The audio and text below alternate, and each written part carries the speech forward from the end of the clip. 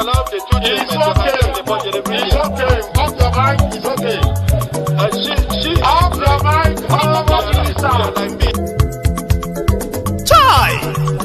Now wow, people wey suppose talk truth to power don off mic. And if we talk, now 500,000 they go sama us, call them hate speech. But fear not, my ego don't come. Him go torchlight every corner, nooks and cranny of all these bad people where they spoil our country.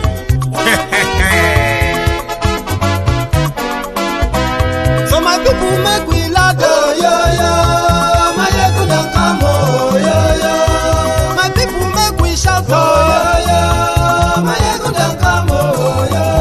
My ego don't come, man of the masses, oh, yo. My ego don't come, oh, yo. My ego diary politico, oh, yo. My ego don't come, oh, yo. This one not the off in mind, oh, yo. My ego don't come, oh, yo. And in the touchlight every corner, oh, yo. My ego don't come, oh, yo. Okay, some people be they holla say they want the power. Chai. Them be promise us say we go get light and power. Nah. Them hustle sote they can't get the power. But now they know they do anything with the power. Sure. Every day, dollar just they get the higher power over naira. Still them talk say make we off mind. But thank God say my ego don't come. So my people make you laugh, oh, yo. My ego don't come, oh, yo. My people make we shout, oh, yo. My ego don't come, oh, yo. My ego don't come, man of the masses, oh, yo. My ego don't come, oh, yo. My ego diary politico, oh, yo. My ego don't come, oh, yo. This one not they off in mind, oh, yo. My ego don't come, oh, yo. Person where they do evil, no one make person talk.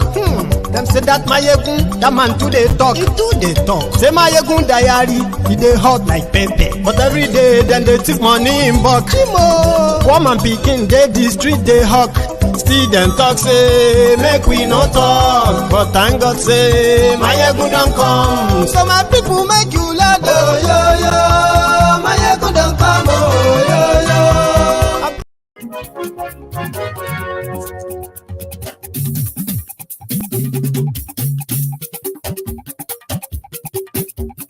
Hello there.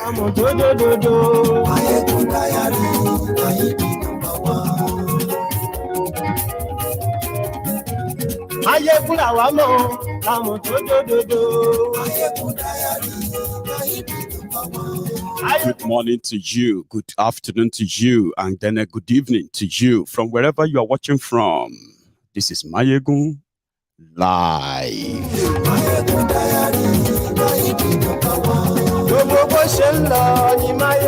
Mayegun General.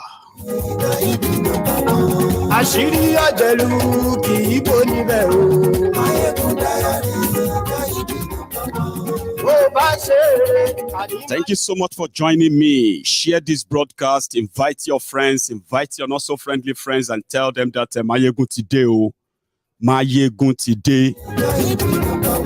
Mayegun diary politico.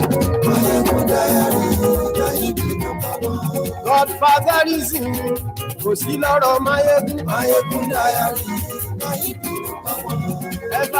There is something I need to share with you before we get fully into the broadcasts tonight. Share it first.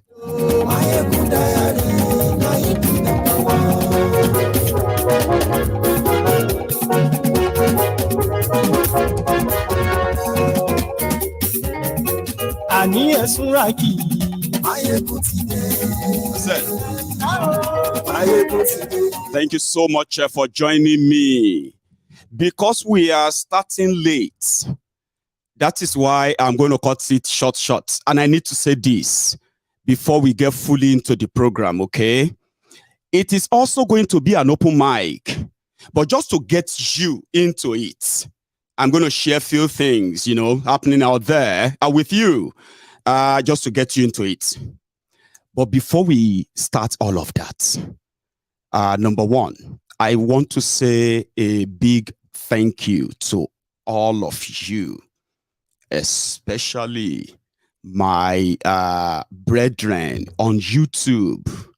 So the last few weeks, I've seen the upsurge in new members. A lot of them, they said they stumbled on this channel, you know, by accident, and they've stayed back since then. So thank you to all of you. But there is something about this channel, Mayegun's Diary Politico. Think about that name. Mayegun, that is me. The diary where you write and keep record, right?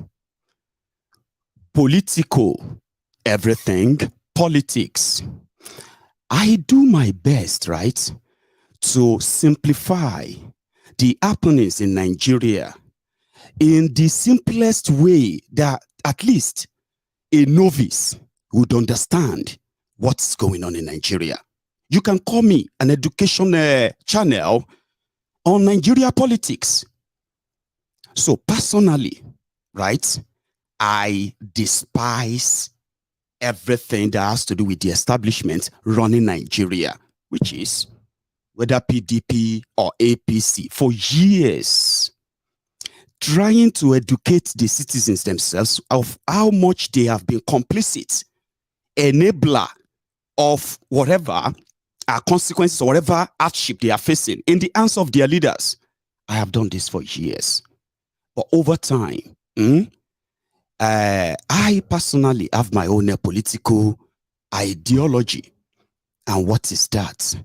It is after discovering that the reason why Nigeria is not working, it will never work, even if you, I don't know what you want to try.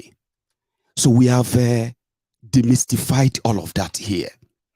Also on this channel, I have done my best, and a lot of people here too.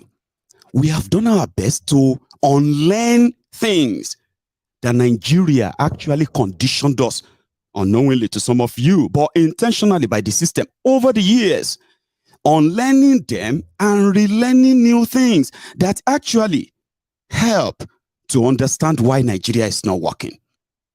However, I call myself your conscience, not your activist or your fighter or this. But you know, one of the things that Nigeria establishment, one of the horrible things they did to us is to destroy education in Nigeria. Okay? Because of marginalization, because of the corruption, because of the ethnic profiling, because of the internal genocide and terrorism, all sponsored by different type of political our politicians in Nigeria over time. On this platform, we have made it easier for people to know that, okay, isn't it obvious that we're only forced together without our consent, so to say.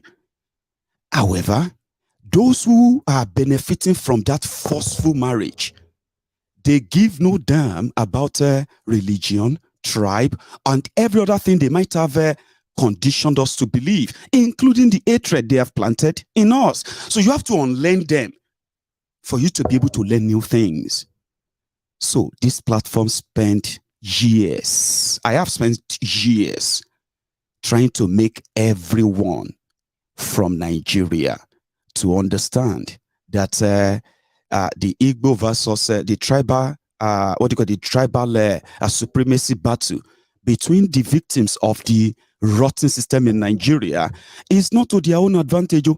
It is to nobody's advantage. In fact, if you pay attention very well, the marginalization that has prompted agitation here and there, oh, we want this, or we want restructuring, or we want that, or we want regional system, or we want autonomy, or we want to break up Nigeria. All of these are as a result of mismanaged, ruined Nigeria. So when politicians begin to play the card of a tribe, religion, and all that, as their modus operandi on Mayegun's Diary Politico, I've been doing my best to make everybody realize is that if you join them, you are doing yourself a disservice, because none of them believe in any of those ideas. But because they have destroyed education in Nigeria, okay? When people say, oh, we want a referendum, we don't want to be part of this rotten system anymore. A ruined education automatically triggered the panic PTSD mode in the brain of an average Nigerian. Oh, war, war, war, war. All of this are as a result of poor education, miseducation, and deliberate intentional ignorance. Demanding for your own country out of a country that is that comprises a supposed other nations, like multi-nations, is not a treason. It is democratic. It is political. But in Nigeria, it is criminalized, even in the minds of those who are supposed to be educated. But guess what? Some of them live in countries where, as part of those countries, there are nations within them that are also demanding for their own independence. Yet, the citizens of those nations making those demands have not been cancelled of their nation, of their citizenship in Nigeria. I have to say this to all of you, except if you have your nationality elsewhere, okay? It is a legitimate thing to demand, right, for a call for a constitutional referendum without being criminalized, right? It is legitimate, except for Nigeria. Now, until that happens, whether you want Biafra, whether you want Yoruba nation, Kwararafa nation, all of these are political processes. They are long, I know. But until they happen, you are still Nigerians. We are still Nigerians. You know why? A lot of us have options, by the way. Yeah, I could claim to be a British. Yeah, they will say Nigeria or British Nigeria or Nigerian British. I've got options, right? But I've got thousands of other family members who are there in Nigeria. Yeah. So whatever happened in Nigeria affects every one of us, no matter how much we have disconnected ourselves from Nigeria based on a historical disappointment, generational disappointment that doesn't seem to be going away. Now, when you tell yourself this, that is when you realize, when you see people, right, who knows the consequences of whatever happens in Nigeria is not limited to those of you who are either supporting them or promoting one Nigeria or whatever you are for. As long as Nigeria is still Nigeria, every one of us will hit the breakfast from what those criminals are doing there. And that is enough to explain to you why a lot of us are more interested in what will happen in your charade elections. Does that make any sense? I know. A lot of you are telling yourselves that you are not. Fine. I am not here to make you believe that, okay? But there is something.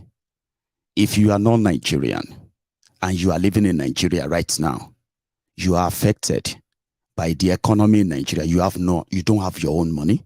You don't have your own economy. Whatever decision these criminals make, right, you will be affected. In fact, you are affected as we speak, even when you are not in Nigeria. There are many of us who are actually, like I said, we have options, okay? But how has it been for a lot of us in the last 7 years?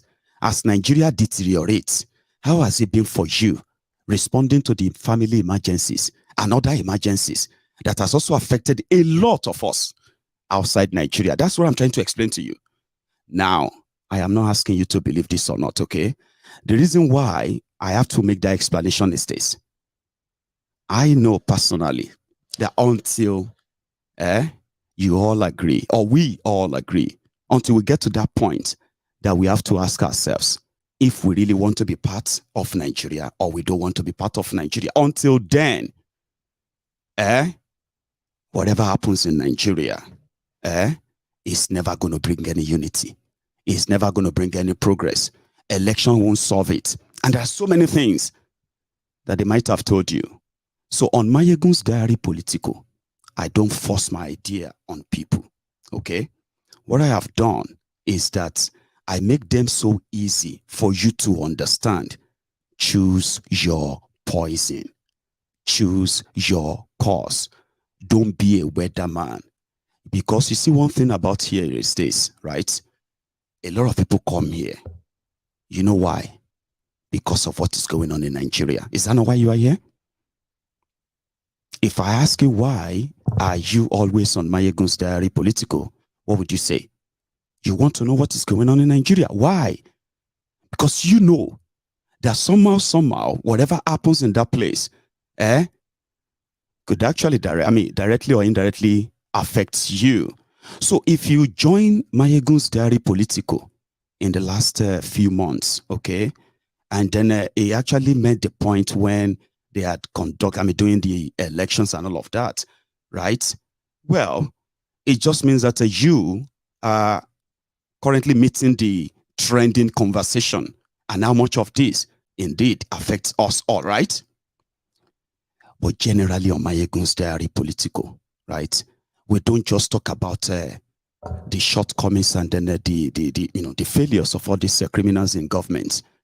We actually do indeed reach out to the victims of this tyrannical system in Nigeria too, from all sides. We do that. How do we do that? We also talk, we bring to fore, right, other happenings that are not even directly in any way affecting any of us. I'm talking about the victims of Nigeria. See, all I have just shared with you is just to let you know that on Mayegun's Diary Political, we have a diverse conversation on everything Nigeria. And in that regard, you can choose your path. A lot of us have taken it beyond social media, right? And then we have started reaching out to people that we believe with proper orientation, education, on learning and relearning, as we have been doing for a while. Off here, maybe, we can actually pull a surprise that will finally align with what we believe in. But until then, when it comes to Mayegun's Diary Political, you are welcome. So, let's get started. Like I said, I choose to say that because of if you are new here and you see people saying, oh, is Mayegun obedient and all of that. No. I have told people, I said, you are their karma. Okay? You are supposed to be the karma of the establishment that they didn't see coming. Okay? And indeed, if there's anyone to give traction to, knowing your history, it will be you, not anyone else. Right? So, let's kickstart this.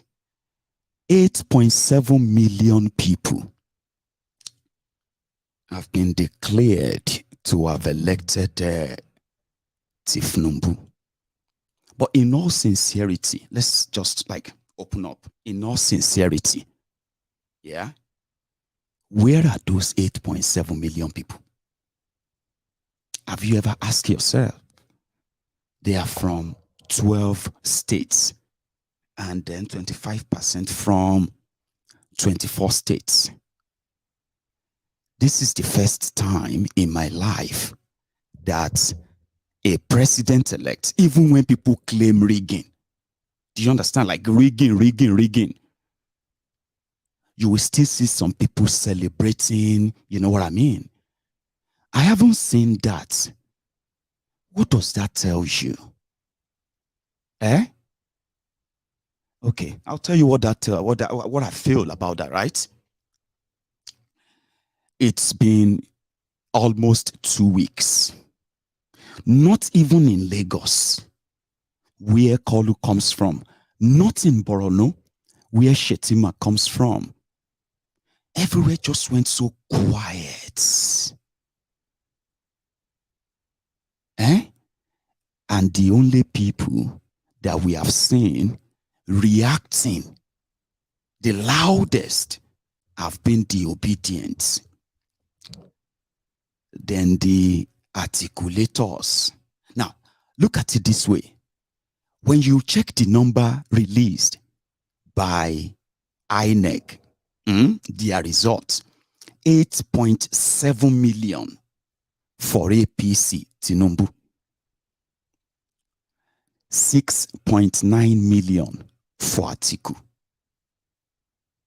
Then 6.1 million for Obi. But the only people, right, who have been almost everywhere demanding for either a recount or a rerun, have been those who would have at least the Obedient, they will have 2.6 million to meet Tinubu to be 8.7, 8.7. But the 8.7 go. I don't know if it is just me. So I'm going to open the line. We're going to talk about that. Were Wiki. Okay, hang on. They want to have their governorship election and House of Assembly elections. The rigging plan is in place. Everything is sorted. From what I have heard, what you witnessed on the 25th of February is going to be like a warm-up. You know, like a warm-up for the real show. Assassination attempts have been carried out on 3 governorship candidates of Labour Party in the last 48 hours. Kaduna, Kaduna, Lagos, they did that of that guy in Lagos, GRV. They attempted to kill him today in Ekpe. Yes, that happened. They attempted to kill one, I think it's that of Akwa Ibom, beware. 3 in a space of 48 hours. On the other side, Were Wiki, who met with the Igbos in Rivers State, said nobody should feel bad. Peter Obi is the hero of this democracy, this election, even though they didn't declare him the winner. But he will reclaim his mandate from the court. What is Wike talking about? I'll play you the video. That's not how he said it anyway, so I'm just adding my own jara. But he actually said that Obi is the hero of their election. So therefore, Shebi Obi has gone to court, so the court will eventually, like, you know, give him his mandate. I mean, he's going to go to get his mandate. That's what he said. And he mocked Atiku and the rest of them, you know. So I'll play you that tonight. So you are free to call in anytime, okay? This is not like me having to talk for forever before I start taking phone calls, okay? But intermittently, I can bring in some of these clips, okay? However, Obi himself was cited in Edo State today.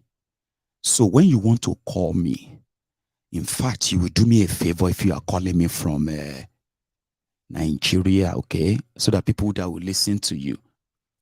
In fact, if you are a Tinubu voter, you can even tell us what happened in your area. I'll call you, warn your area. Don't worry, we no go bite you. But yeah, you are free to come in here. It's just that, I mean, it's just that if you come on and you are, you know, you are trying to lie, or you started blaming other people, or something like that, nah, we're not going to be happy with you like that, okay? That is you trying to digress or deviate, and that's exactly what APC, that's what they do. So you won't play that prank on us, but pick up your phone, that number on your screen. It's a WhatsApp call only. Pick up that call and call in and tell us how you celebrated the winning or the victory of Kolu in your own area. We haven't seen anything. Everywhere is so quiet. The former drug lord is a president-elect. Boko Haram founder, sympathizer, is the vice president-elect. And the whole country that they announced the winner to, everybody is just like, it's like somebody died. So if that is not, somebody was like, it no matter, Tinubu is going to be your press commander-in-chief for the next 8 years. I know. If that is what you wish yourself, okay? 8 years. Wow.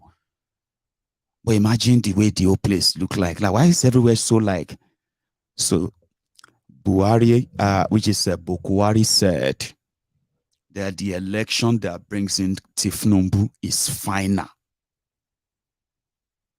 Yes, there are some little problems here and there. Well, and so that's not enough to say, sure, you get, the election is not okay. So instead of people to be visiting Kolu, now Kolu, they visit people. Something like, Elu Melu, how are you? Did you hear that I have been declared the winner of, where's that clip? Yeah. Did you hear that I am the president-elect? They say, last man standing. Last man standing. It's still standing. It's still standing. Last man standing. Jay, how come you over wearing the same thing? Is that you, Bob? Last man standing. How come you still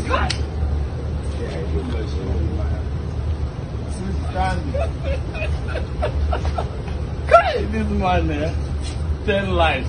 Jay, your dad, you're proud of him. You were proud of him as he's proud of you too. A good man. Last man standing. You will come and Tony Elumelu. Now Tinubu had to go to him and say, Tony, did you hear that I am the president-elect? And probably they was like, I have heard about it. Last man standing. Sheyi, your daddy.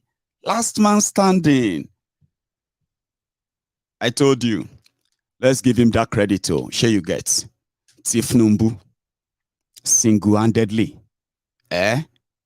captured Nigeria. That's exactly what INEC gave to him.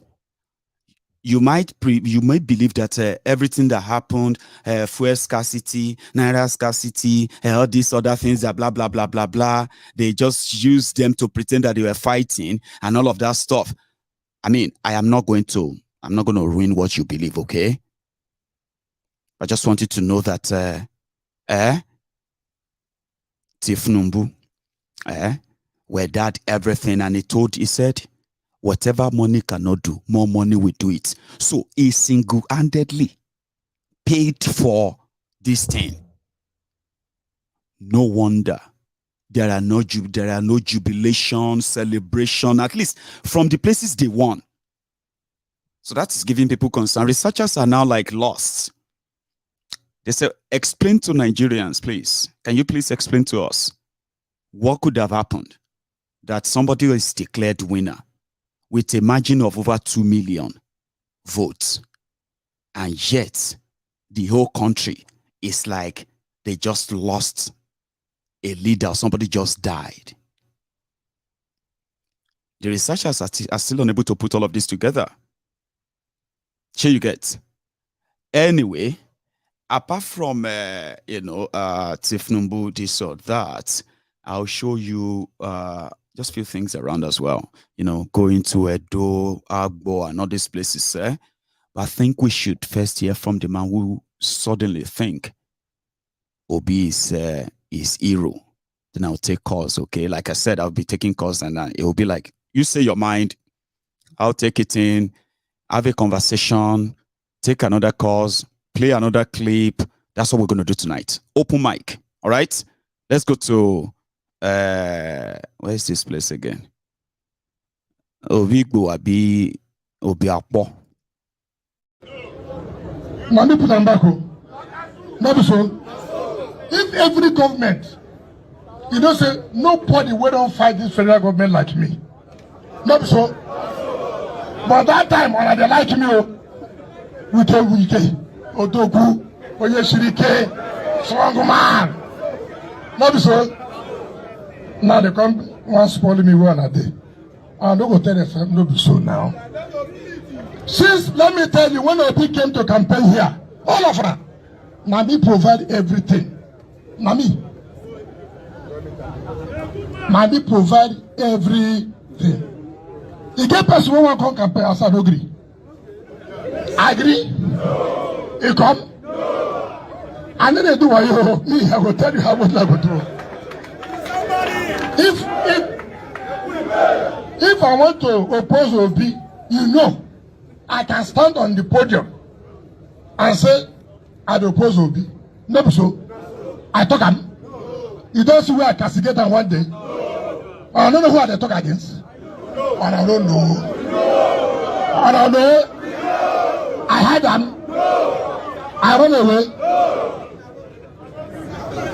So, I don't know what you talk about. So, the truth of the matter remains that at the level where we are, in our own group, we agreed. So listen, we must support a southern and we must not come as well, we don't divide the house. Watch the voting pattern. The hero of this election, whether you like him, you don't like him, is Obi. The hero of this election is who? Obi.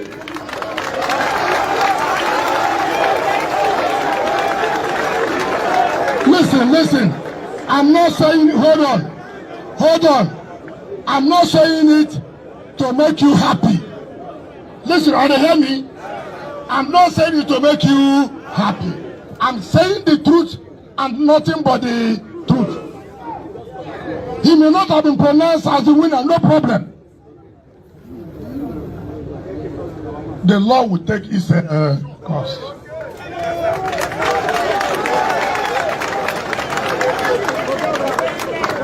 Now, you know why what we are doing today is a live program? You know why? This one that they say now live program, they watch them everywhere now. You know why I do also? I don't want them to go say I talk say. They hear me direct. So nobody will say they say we can say. You they hear them. You don't need to say they say we can say. You they hear what I talk. So yes, he has not been pronounced winner. No problem. If Obi did not run this election, the power wouldn't have come to the south. I can tell you the truth. If Obi did not run this election, power will not come to the south. Whether he wins tomorrow or not is immaterial. But history will be on his side. But he fought and fought well. That's what is important. It's not everybody who started revolution may benefit it at that time.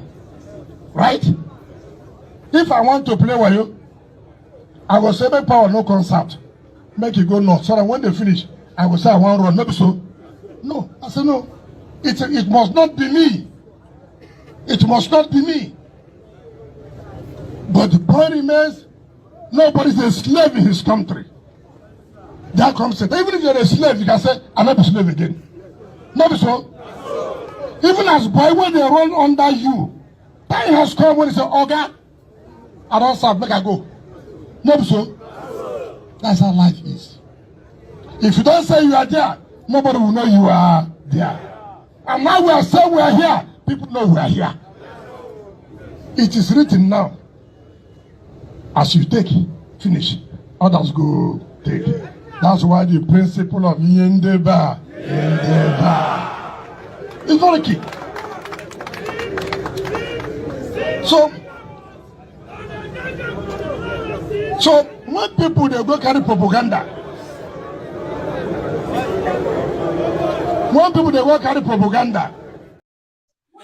Hello there. I have somebody on the line. Hello, can you hear me? Yeah, I can hear you, Maego. Loud and clear. So you are now connected live. Your name and where you're calling from, if you don't mind. My name is Bello Victor. I'm calling from Dallas, Texas. Sir Bello Victor from Dallas. Yes, You are sir. live, sir, please. Sorry for keeping you waiting. Anyway. Yes, sir. And we appreciate the work you've been doing. There is no day, whether anywhere I am, I must connect to your program, take time off to connect to your program. We're proud how you are enlightening us about happening in Nigeria. But something is really, really fundamental that we have to check. Right. I went to Nigeria, bought ticket $2,300 just to go vote. Because when Obi came to Dallas, we had October 16 or so. He organized, everybody came, he came all over United States, and he delivered, he told us what he wants to do for the nation. I'm not Igbo, I'm from Kaba in Kogi State. But we took that on our own to go back home and vote. And we voted, and our elections cannot count. I had to leave Nigeria because in my state there is no gubernatorial election, so there's no need staying in Nigeria because our votes were not allowed to count. One, when will Nigerians become advanced to a stage where people who are in government, who have been appointed, whose taxpayers' money are being used, are now defrauding us? I got back here. I've been following INEC portal. If you go to INEC portal, go to cvr.inecnigeria.org. We've been monitoring how they are posting their results, everything unit by unit. For example, Gombe, they posted since the past 7 days, they posted Gombe State and left only one unit. They have not posted it up till yesterday. Wow. Of all the states posted, it's only Ekiti that they posted all the units. Guess what? As at yesterday, Dallas time, 2 in the afternoon, they still had 9,600 and something units to post. And 2 hours later, up to now, if you go to that portal, I told you, cvr.inecnigerian.com. If you want to check the result, it will say 403 forbidden. Wow. So now you can't even go there to see results we were all following.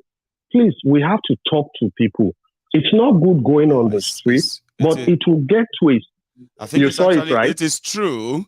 I am on the website as you speak. Let me see if I can share that with everyone. And indeed, it cannot be. It's not accessible as we speak. And I still accessed it till 2 in the afternoon, Dallas time. But now, no individual can go to that portal again to see what is happening. Wow. You see? I'm watching you now. I see you posted it. Yeah, so please, I'm bringing it on the screen to see, so everybody can try and can see as well. That but continue, sir. So now we don't even know the result. Be on their website, INEC websites only, and see if I could go back. Yes, but sir, you continue, sir. We are all listening. Yeah, we can't see the result. We don't know what is happening. The 9,000 plus unit is not released. Everything is going out. So what is really happening with our country? Just like you say, even as Buhari, as dreaded as Buhari, Buhari won election, there was still jubilation in almost everywhere because we're tired of good luck. But no singular place, just like you said, that there has been any jubilation anywhere. Thank you for giving me the opportunity. Thank you so much, sir, for sharing that with us. I'll take other calls too. Yes, so thank you, sir. Yeah. Well, that's somebody who actually traveled back to Nigeria to participate in the elections. See how disappointed he sounded, right? Hello. Hello, Baba. How you doing, Baba?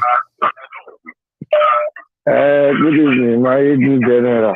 How you doing? Do you mind, Baba? Do you mind muting that sound behind?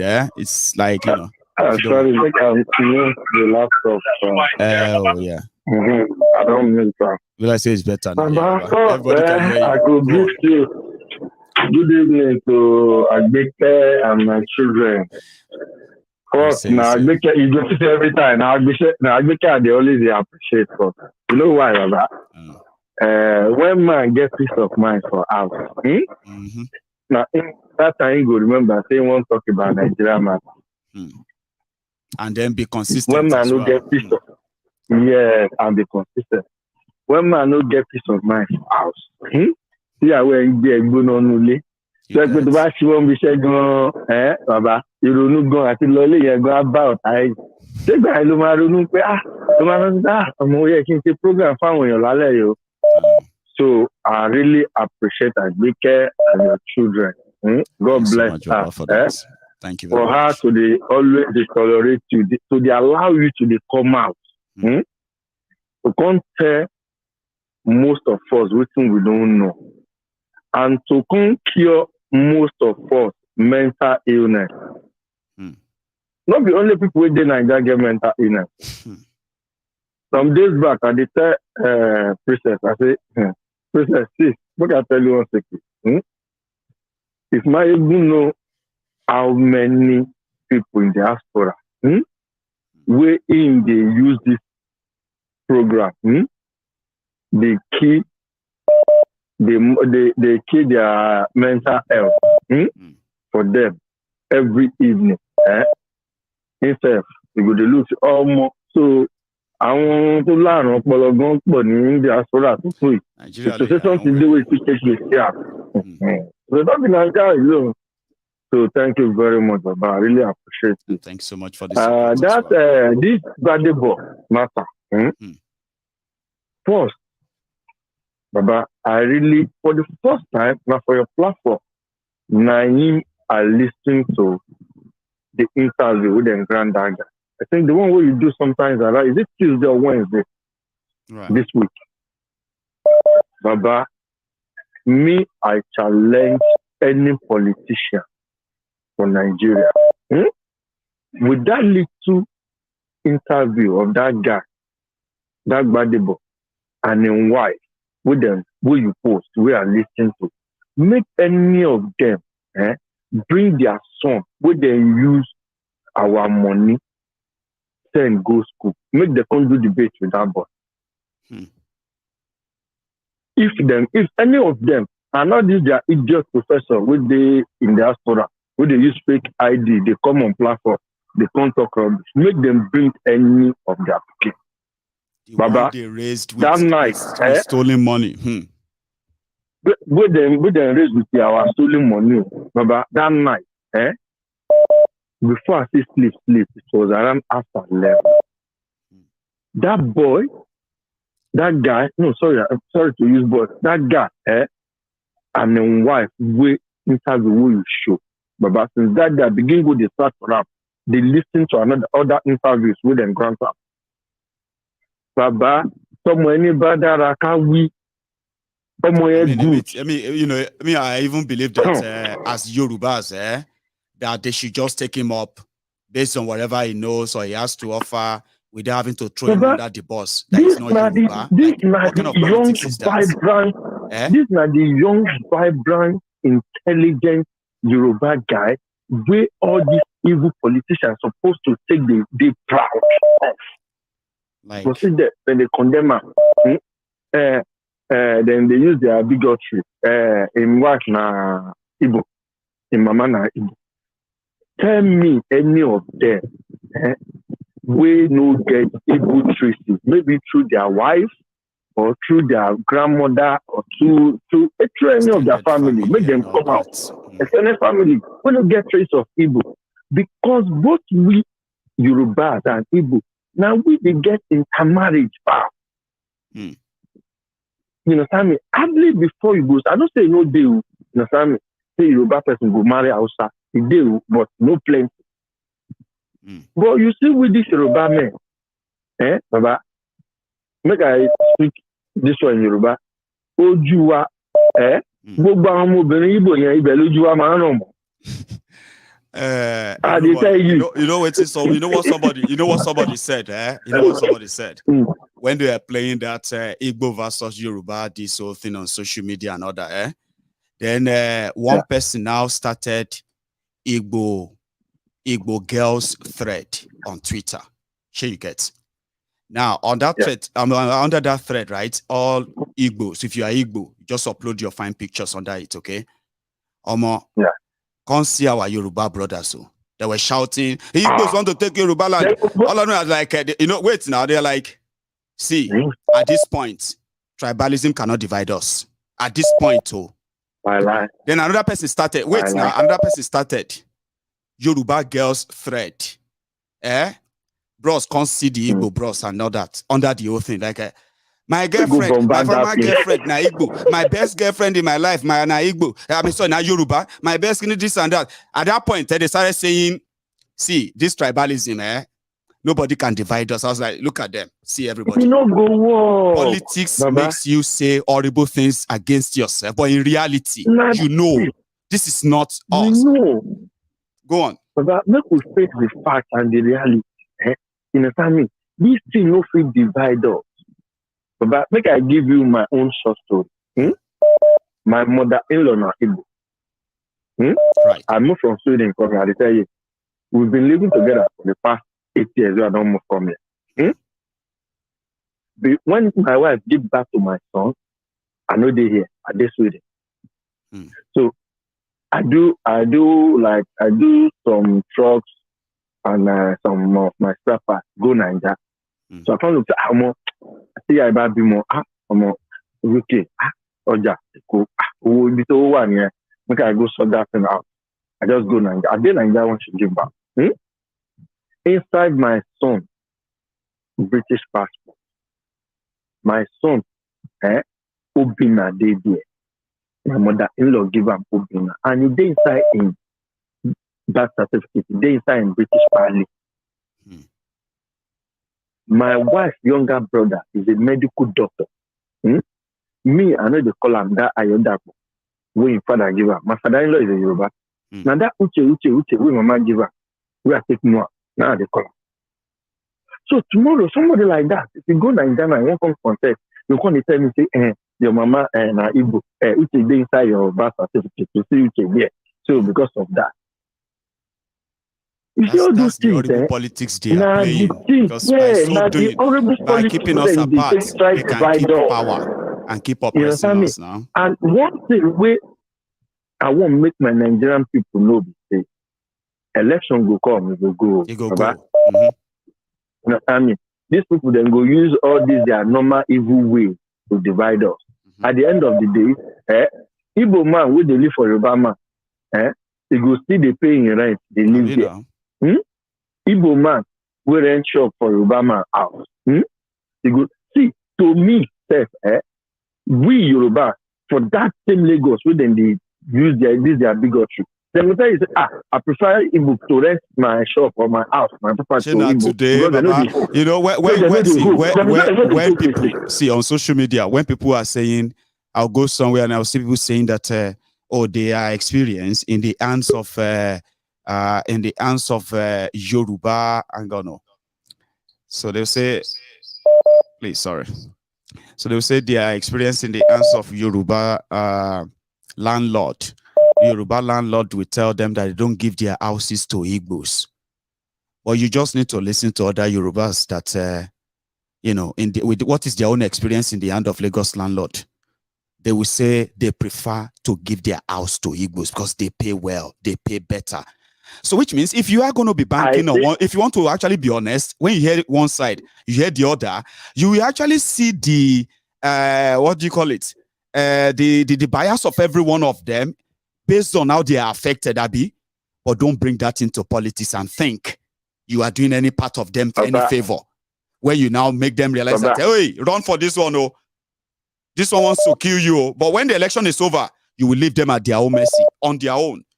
Irumole, take another one, All these evil politicians, all the properties we they acquire, go check this record, Baba. 80% of all their properties, now Igbo people they rent yes. Because they know they will get good money from them, one, and they don't hold rent. Thank you so much. So I am supposed to take a break and share one other thing with you, but I've got so many people who have been trying to call in, so I'll take one and I will speak for like about 10 minutes, and I'll take more calls, okay? That's how we're going to do it. Hello there. Hello, the General. Michael. Yes, sir. How are you? I'm good. It's me, your friend, Osas. Osas. You remember me tonight. No, I normally watch you. Just that I don't really have time to call because most of your line is always busy. Well, I'm lucky to have you tonight then. So, how is it? Yeah, I'm good. You know, I'm just listening to Wiki this thing when you were talking about it. The truth about Wiki is that Wiki is very smart. He thinks maybe he's talking to stupid people. Election is coming. It's just playing in the mind of the Obidients to make them lose guard. It's actually using one stone to kill two birds. Yeah. Appealing to the Obidients and appealing to the Igbos, he brutalized and disenfranchised in Rivers State. He's been on this mission for days now. It's like begging mission. Yeah, he's just using his own intellectual to make them lose guard, to make them feel that it's not that bad, but he don't want them to go into this election with that anger. I don't know if you get me. I'm following. So he's trying to protect his own candidate. He knows that if they go into this election with that anger, they are going to defend everything. They are going to work against him. So he's trying to come to make them feel that he's still on their side and all those stories about Peter Obi. You see that when he says it, many people were clapping, yelling, and all that. So imagine talking about Obi going to court, so rule of law will take place. So Obidients who have been saying they will get their mandate back from court, they probably will think, maybe at the end of the day, it will be a witness to show to them that indeed they reach Rivers State. But I get what you mean, playing with their mind. And he's just interested in his own candidate. That's what he's working for. I see.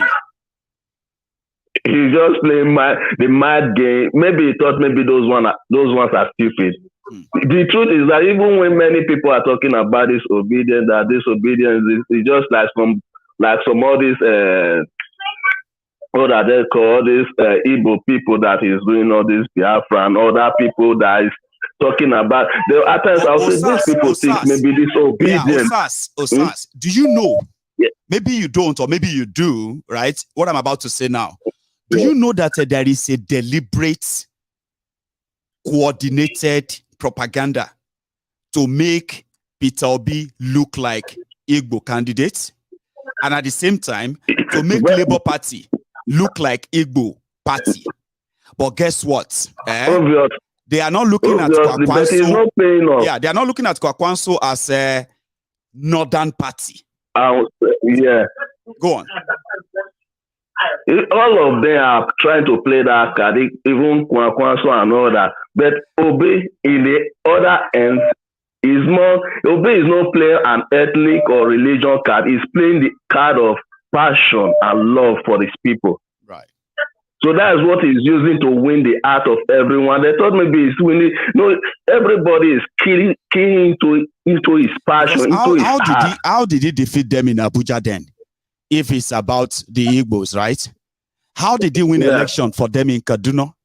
How did they win election there that they finally regained anyway in Bauchi? What about Plateau? What about Niger? That they are rigging all of. Sure, you get like even places where they couldn't rig anymore, they had to declare them. But it is all, it's all part of the whole thing. And a lot of people actually believe that. Sure, you get when you say Labour, they'll say Igbo Party. It's deliberate. You think they don't know? Yeah. Do you think they don't know? Even all of them, including the governors, they are coming out to be more humble, begging. Right. Because they have come to see that this movement has come to stay. This movement is much more bigger than the way they thought. Well, they don't understand it anymore. They have to come humble. Even Buhari, why I'm laughing that maybe when Peter Obi, even Wiki is playing this mindset because they have seen it clearly that Tinubu, they are going to take that from him. This is the reason. Okay. Buhari is just saying what he's saying. And the court and the justice or the judges in the court know that Tinubu, INEC are not obeying the judges because they gave Obi access, but they refused him access. Instead, they went with their own request. Yeah, they went with their own request that they want to reformat their distinct beaver. What will happen to them? The judges are not, because by 29th of May, Buhari will be asked. He doesn't have power over the judges. And the judges will have the supreme power by then. They can be able to do whatever they want. Or somebody else is going to take INEC. it. When Buhari no day, remember, yes, there's no going to be vacuum. It will be the president-elect. Yes. Sure, you know. Yes, Tinubu will have no power. After this election, which is coming up on Saturday, INEC will have no power. The power will only rest on the court this time around. So that's when they will become powerless. And that's where Tinubu wants to use money. It will not work anymore. Right. And that's where all of them will fail.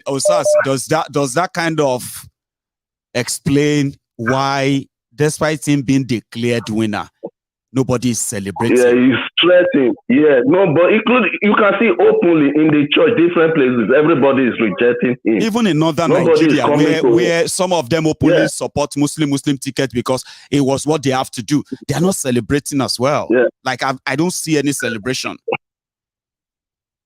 Yeah, many groups have come out to say that he's not their president.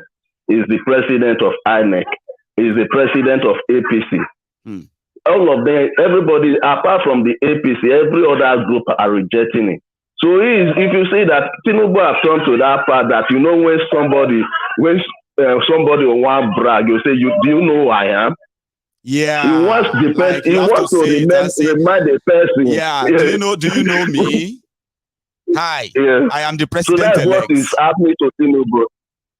Very soon, he will be so confused that he will be so disgraced to that extent that he will regret even contesting the election. Usas, let's go look at a few more of Were Wikis and Kipanki. Sure you get. Thank you so much for stopping by. Yeah. Usas. Talk to you. You open your ears and you are listening to the person. You won't ask, okay, not you there here before. What do you do for us? You don't go talk. You waste your time. They listen to lie. To listen to lie. I just say on the verse for me. Not so. Hold on.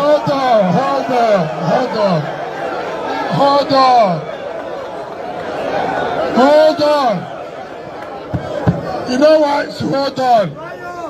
See, that's a Gaman don't figure Gamano. So, me I know. But why you want to kill somebody whenever do anything wrong? But even if you verse, you're right. Because part of the problem where we get now, social media don't kill us. Plenty lies there for social media. I say, and I kill our children already somewhere. Lies. They said, you know, from Nigeria now, anybody want to born picking now wicked. I don't know. I don't know that. If no customer come today, now we can make them. If food not there for a time, now who? We can. If your girlfriend no come, now we can.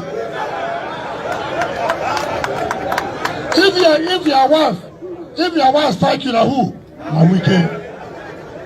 Everywhere go, we can. Some people say that we can have ghosts. No, ghosts not here today.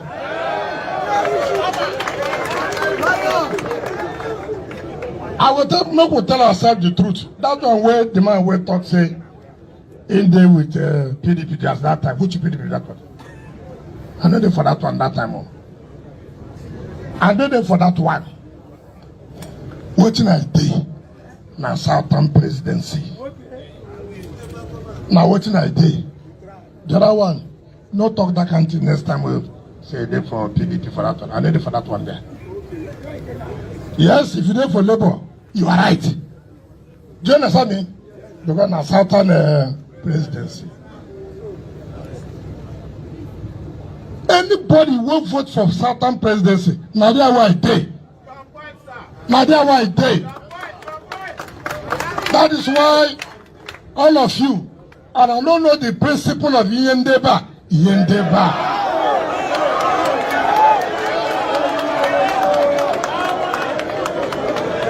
Even they say, and I just dey there for a house, and I there with our babes, and I there with our men, and I dey dance. Nobody don't call me one day.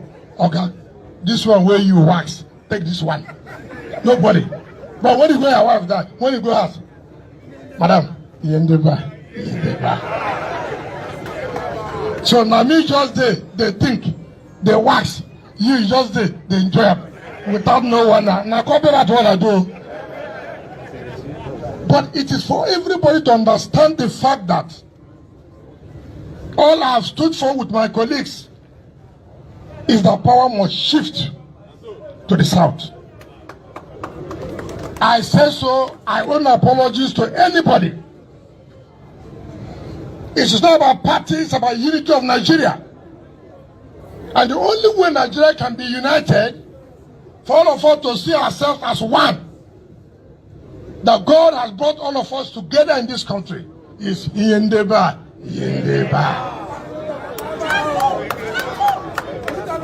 So if you voted for Obi, you are not wrong. You are not wrong, I will tell you here. If you voted for Aswadi, you are not wrong because all of them are Satanists. But if you voted for that person, you are very, very wrong. They are hearing me now, anywhere they are. Yendeba. I know somebody said that their tummy rumbles whenever they listen to him. I'm sorry. Some of them are actually like when they unravel, okay? They are not to be adored. You are supposed to be angry. But you see, in Nigeria, Nigeria and the Nigeria politicians are Nigerians. People love their oppressors differently, okay? So, I understand, and we just have to put it out there. Hello there. Hello, General. Yes, sir. Yes, thanks so much for your patience. So, yeah. Can you hear me? Yeah, I can hear you. I can hear you well. Everybody can hear you too. Go on. Basically, I've been seeing a lot of the conversation that has been going around this election. In a free and fair world, I was not expecting any of the candidates to win the first round. I was expecting second round to happen, actually. At least in a fair because I know that there were a lot of games that were going on.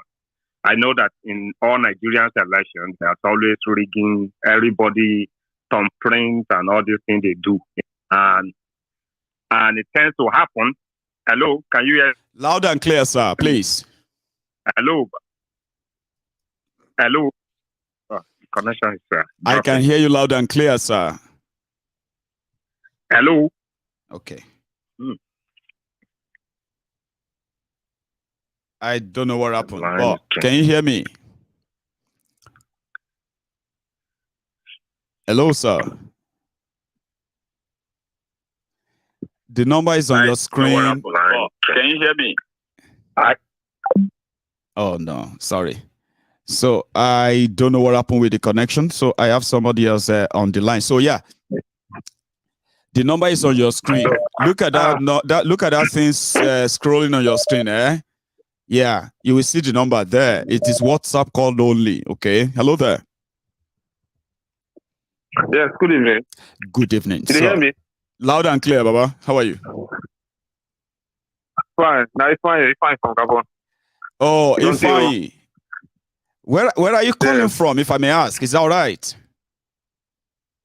From Gabon, Libreville. From Gabon. Brother, you are live. Yes. Please, go on. Thank you. So I know one waste time. Now just to let people understand, say we didn't take tribalism easy. If this is first century, you know, the time we're supposed to do tribalism. Like the other day, my neighbor, Igbo guy also from Enugu. Yeah, and I don't know how the story will talk. You can't reach this Yoruba versus Igbo thing.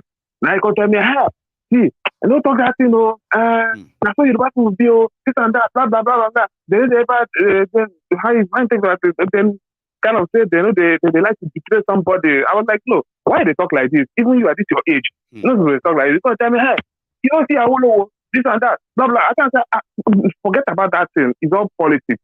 It's all okay. I want to say, okay, what about this guy? What's his name? I think Banjo. We fight for the Biafran side. Did he know the Yoruba man? You can say, okay, and only Banjo now.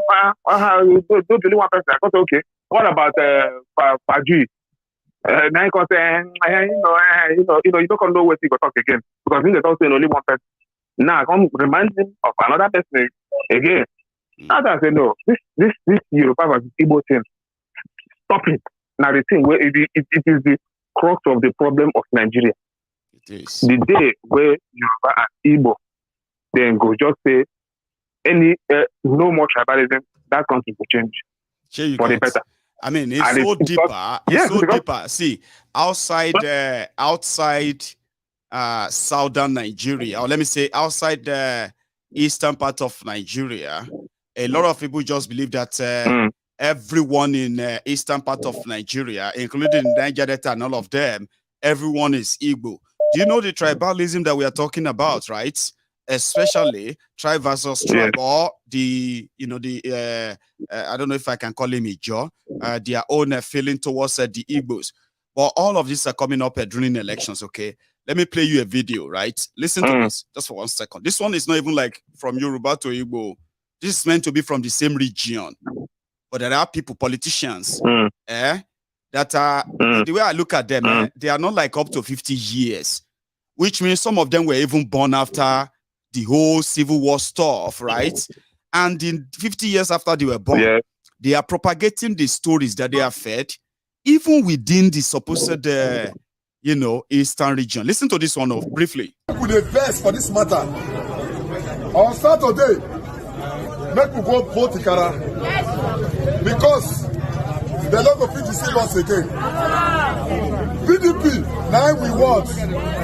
PDP, now we know. 1 month ago, this Obi people, Anambra, when I know say Igbo people are very bad person, they be. Right from me memorial. They sell people parts. Did you hear that? That's somebody who's preaching in River State, where Wike comes from, politician. See how he's talking. You know these Igbo people, this one Obi, that they kill people. Sure, you get. This is the kind of tribal rhetorics that politicians they spew every now and then when election is around. But when election is gone, they will disappear. They will change. Chameleon. And the another thing to say, even that wicked way they make that noise, they make all those noise way they make for River State there. Ikwere is a subset of Igbo.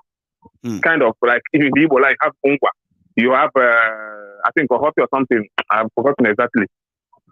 Me as an Anambra person, if somebody from a boy state is speaking his own dialect, his own Igbo, I will not understand anything.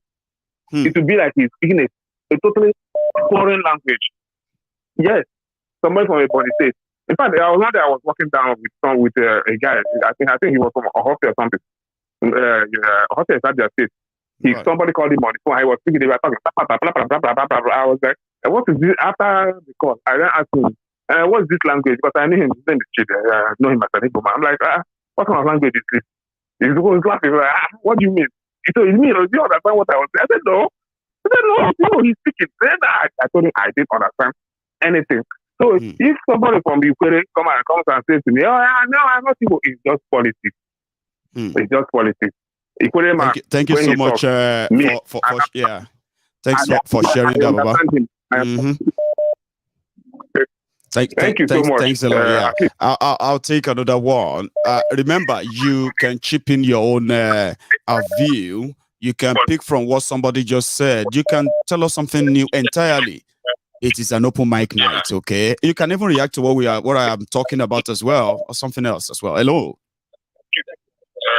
I'll take another one. Remember, Can you hear me? Sorry. You can pick from what somebody. Hello there. Somebody is listening to the program instead of listening to their phone. Please, when you call in, listen to your phone, not a bag balagba. How are you, sir?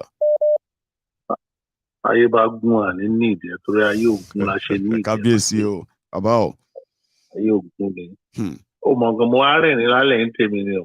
Right. Ó dà pé àwọn wòlíì yẹn, ó dà pé áńgẹ́lì tọ́lọ́run rán sí wọn, wọ́n misplace pastor yẹn ni, wọ́n gbé governorship, wọ́n gbé in place of presidential. Òun ló jẹ́ kó wá ń rìrì kú rí. Àṣà àti rí at the end of that, máa gbọ́n nǹkan tó máa sọ lọ́sẹ̀ bẹ́ẹ̀ pé ìbọn ṣáà shift kan nú méjèèjì. You know, ẹ má jọ bóbò yín. You can never begin to tell us now that at this time of election, and you start telling us that Igbos are not our brothers. Àti jẹ nínú jíjẹ wọn, àti mu nínú, àti lá nínú lílà wọn. Over the time election that you need them, you now begin to tell us stories. And you're telling us so scared, all those old gimmicks that you always use, monetization, toggery, they don't work. Intimidation, manipulation, violence, manipulation, violence, it doesn't work again. If Nigeria has been a place to work in, like to resort the solution, what's the Yoruba nation? Let everybody go their separate ways. Yeah. If Nigeria is gonna work this time around, Gogolo can't get it right. Let the mandate of people supersede the mandate. Show us that it's not personal interest, man. One in government. Show us. But these are the fact that personal interest in look upon your wife, your kids, your family, your friends and allies. That is what you are going there for. Show us now the mandate of the people. Now look at how it is now. The so-called Yoruba, the Hausas, the Igbos, the team up, clearing call for everybody. We don't think of the religion. We don't think of where we came from. We don't think of any other thing that we want to be. Now tell me, is this the only Igbo that is voting for Obi in Lagos? This election I want to see. Let them go and use everything they want to use, because we start hearing so many things that's going on underground. But this is the time for, tell them the ends has come for them. Thank you, Maye. God bless you, sir. And thank you so much for dropping in. I have another caller here. Hello. Yes, one name. Osita, how are you? Wow. It's like you always hold two phones, right? You hold two phones. You are one of the veterans, right? People believe. People believe that I give you special privilege. However, they don't know that you have two phones. I do see some of them. I'm like, oh dear. It's like when one stops, another goes. They don't know that my two hands are working at the same time anytime your program is on. How are you, sir, tonight? Great. My brother. So, thank you and thank you very much. And thank you too. Go on. Let me start with the issue of tribalism. You see, tribalism actually is aided by something, and that's something I keep saying here on this program each time I call. Tribalism is only aided when where you don't have wisdom and where education is lacking. You live in a country called United Kingdom, right? I do. Do you know when the Scottish are speaking, it's different from when the English are speaking? That's right. You know that. It's true. The Liverporian, when he's speaking, is different from somebody who comes from Manchester. Manchester is speaking, Bolton.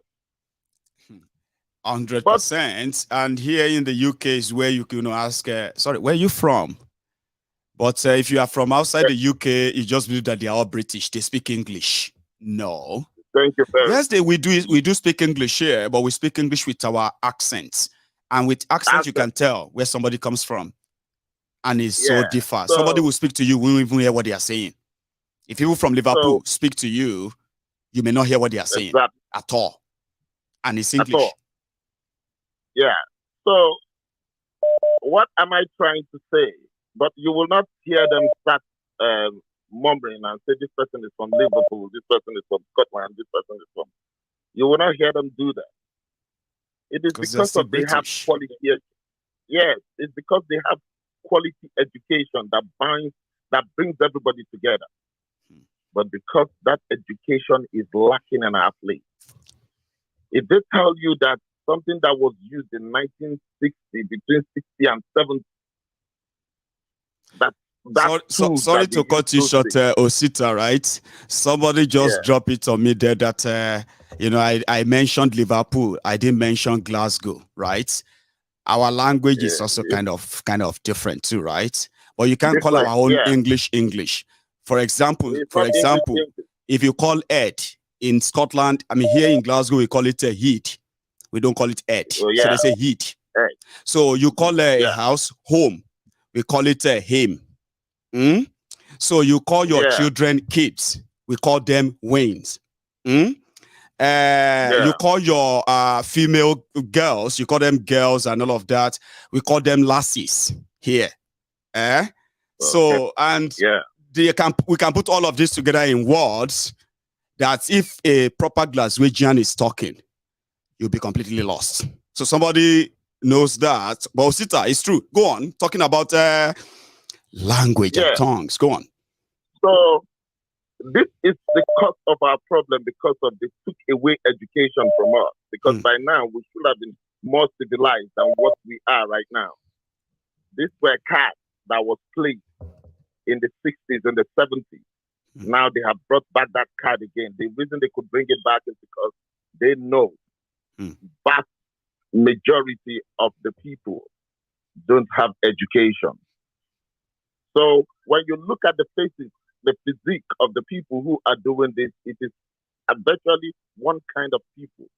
Like that video that you showed right now in River State. If you look at that person, he talks exactly the way we can talk. Yeah.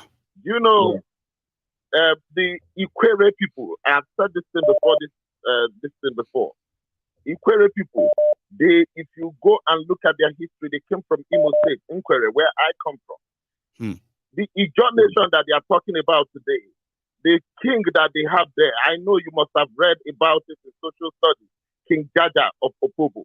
His name is King Jaja Nwachukwu. He comes from Amibo, just right where I come from.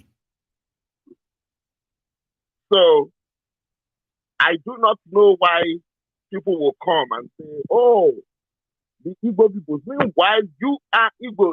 Weakest name is the wicked name in Igbo language is Wike, which is Nwike.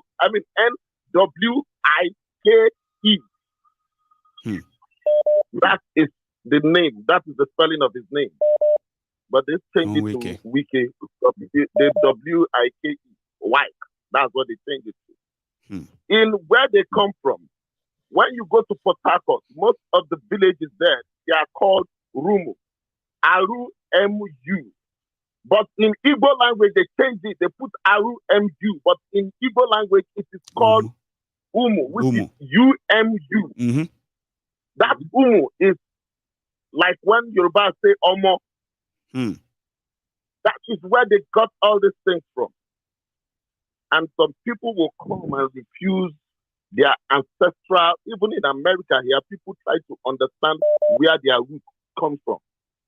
I mean, there's something wrong in that. Is there? Yes, and there's nothing wrong in that. So at the end of the day, I used to tell people, when you go to any biblical scripture, or you go to anything that has to do with Ancients of Days, you will find out that every person has one root connected to each other to as one. In Europe, if you read about the history of Europe, you will find out that the whole kingdom was in Europe. Those kings, those kingdoms, those kings, those monarchs, they were all related to one another. But today, there are different countries in Europe, different, but that doesn't mean you will now say that, oh, this person is an Igbo. When it does this card, have this card that they play, they only play it whenever the so-called, they call themselves the bastard elite. It's only when they feel that they are disadvantaged. That is when they use this particular the particular line. What the particular line. So what I used to tell people is I try to overlook all these things. Me for one, every day I speak back home with people. Most of the people I discuss the issue of Nigeria with, most of them are my Yoruba friends that we went to school. And believe me, though we'll find some of us wanting, but most of us, we know how we started. We know how we fight for each other. We know how we cry for each other. We know how we back up each other. We still didn't forget where we're coming from. So the thing that they've been able to successfully destroy, that is taking us aback, is the education. Can you imagine somebody who is a full-fledged Yoruba boy? Yeah. As far as Lagos is concerned, that guy is a first-class citizen of Lagos. And someone will now, because of his mother, because of Nigerian Labour Party, somebody will because now of come politics, and say that because of power. And then you just throw and caution. now, There's something called Omolua being Yoruba land. You know, there's some things that you be like, no, I can't do that. You understand? Sure you get. And you now said, like, yes, no, I can't do that. And you are now telling the boy that his identity is not what he is. And a lot of you have them. You have those, what do you call it? Those children from marriages that are intertribal marriages. You know that you've been having. See, they have been having Gandola's daughter married Ajirebi's son. Abi Gandola's son married Ajirebi's daughter in Ibadan. Sure, you get. So all these guys are giving their daughters to themselves, their sons to themselves. I have and a they friend are of mine bold that enough we to say, I mean, come on. I have a friend of mine who went to school. All the while, all his life, he was thinking he was a Yoruba boy. Because the mother got married to a Yoruba man, but he was thinking all the while he was a Yoruba boy.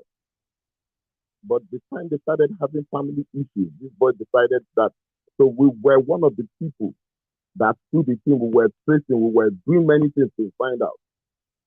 You know that guy later found out that he was Yoruba. He later found out that he's from River State. So how do you measure that? Till today, the culture that he understands is the Yoruba culture. But yes, he's from the eastern part of Nigeria or the southern part of Nigeria. So people don't understand. Yes. Yeah. And one more last thing. Yeah, all right. My brother, Wike is only playing the card of had I known, and I do not know what is going to happen to me tomorrow. You see, APC is not going to help him because APC, they can't trust him. They cannot. Because they want to. They need Lagos. They need rivers. They need their money. Okay? So, and they don't care. They don't care about how all of you feel about elections, okay? Call them thieves. Call them election riggers. Once they get that power, they know you forget about them in a year. Sure you get. And you'll be wondering, I mean, you'll be walking towards saying you want to kick them out again in another 1 year, another few years. And they will say, okay, now, catch us if you can. So we know this game, Osita. Go on. Into he's begging. Like the governor of Imo State today, he attacked the commissioner of labor and productivity, being the fact that he's saying that the guy is supporting Labour Party. He sacked it. All of them are begging. Is that not from Imo?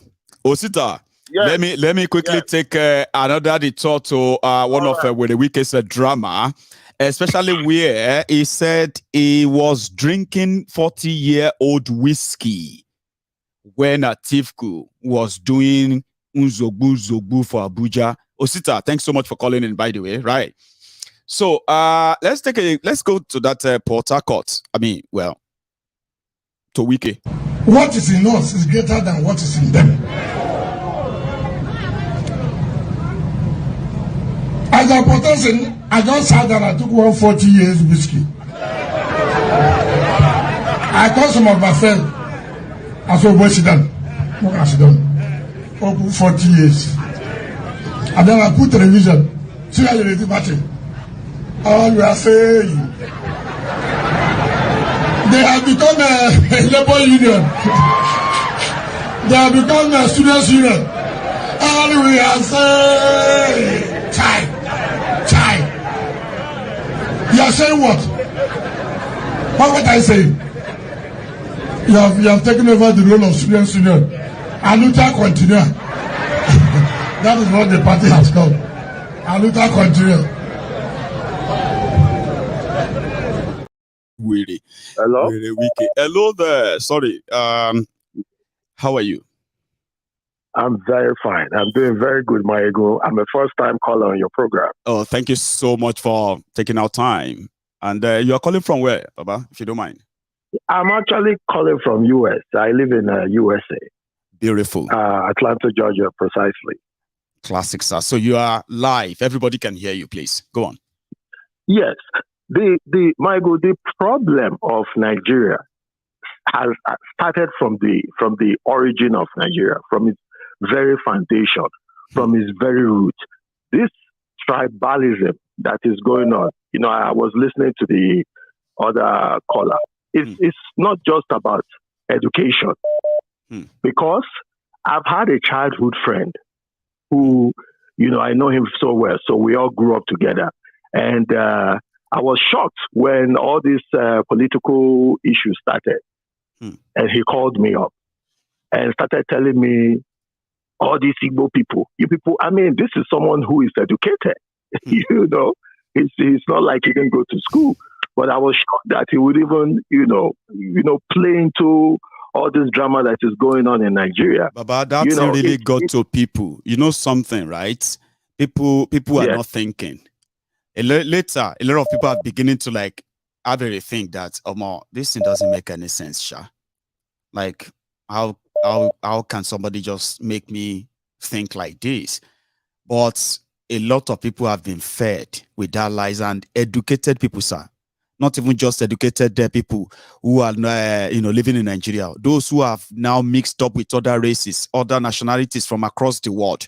They were spewing things that I was like, this propaganda worked on our people. You need to see the Yes, it's a very terrible thing what they've really done to Nigeria. They've weaponized hunger and used everything to damage the psyche of an individual, you know, person in that country. You know, and it's very shameful because you know, like in America here, you see like African Americans, these are, majority of them are descendants of we who are from the same Nigeria, who are from Africa. And they don't have an issue about who is coming from here and who is coming from here. They are all one people. They see themselves as African Americans. The world is waiting for Nigeria for a time when Africans are going to come together. The world is waiting for Nigeria for a time we will stop all this tribalism. And that's why when my friend was talking, I didn't take it so personal because, you know, even among the tribes itself, even among the Yorubas, even among the Igbo, you still have them, even in their own tribes, still having tribal problems in their own tribes. So it's a serious problem that actually, like you all say, you know, I really thank you for your effort. You know, it takes a lot of guts and a lot of, you know, patience to do what you are doing. You know, so I really, really appreciate you. I watch your program all the time. Keep up the good work. God is going to bless you. Amen. You know, and we are praying and hoping that somehow, some way, you know, because I don't know how there is going to be a way. Sometimes when you say let them break up the country, people take it like, oh, go away. You know, you want them to destroy the country. But look at what you are doing. You don't want everybody to go their way, but you are divided among tribal and ethnic lines. So much that you don't like yourself. I even did an analogy 2 days ago or thereabout. If you remember, I said, like, Nigerians, we can't wait for an opportunity to kill ourselves. Any opportunity. Yeah. But if somebody from outside should come around and poke at Nigeria, same also will gather together, attack the person and say, are you mad? Do you want to compare yourself with Nigeria? Do you know you know what I mean? We can't live together, and we are scared to go apart. Right. How does that work? Just like you used to say it. Yes, I have said the same thing to people over there. I said, you know, like you used to say, Maegu, when you go after all this hatred on Sunday, you go to church and go and pray to the Nigerian God. Or you go to your mosque and go and pray to the Nigerian Allah, because it's so funny how you go and pray and you are so holy, and yet because in these churches or in these places you don't have just a Yoruba man in the church or just an Igbo man in the church or just a Hausa person in the church. You have people from different homes, different backgrounds, different tribes, and you stay together in the same church. Only for you, when it gets to politics time, you throw that to the wind and everybody starts enemies. And sadly, sir, sadly, everyone loses. Only the criminal politicians wins. You fight yourself, you do all of that. Once they have what they want to get, then the system plays itself out. Whether you are Yoruba or whether you are Igbo, whether you are Hausa or whether you are Northerner or Southerner, whether you are Christian or Muslim, the establishment deals with everybody equally. Everybody will begin to scream. Everybody will begin to cry. What kind of country is this? There is no job. There's no safety. Yes. No light. No no that. Because to these people in power, tribe it doesn't count to them. It doesn't mean anything to them. They are all together. In the APC, you have Yoruba, you have Fulani, you have Hausa, you have Ijo, you have Shekiri, you have all tribes. Are there no Igbos in APC? PDP, are they not seeing all this tribal thing? Are they not seeing them? Have you seen anybody who is APC, who is Igbo in APC, right? Or Christian in APC who come out publicly? You saw Tinubu go to visit what's his name the other day on the TV. You just Elumelu. It's Tony Elumelu. Is he not from the Igbo extraction? But they all read all those things because you know what I mean? All of them claim to be elite, right? They are all in it together, which simply means they are all benefiting from it. Now you are angered when somebody says something about Igbos, or say something about Yoruba, or say something about Hausa and the rest of them.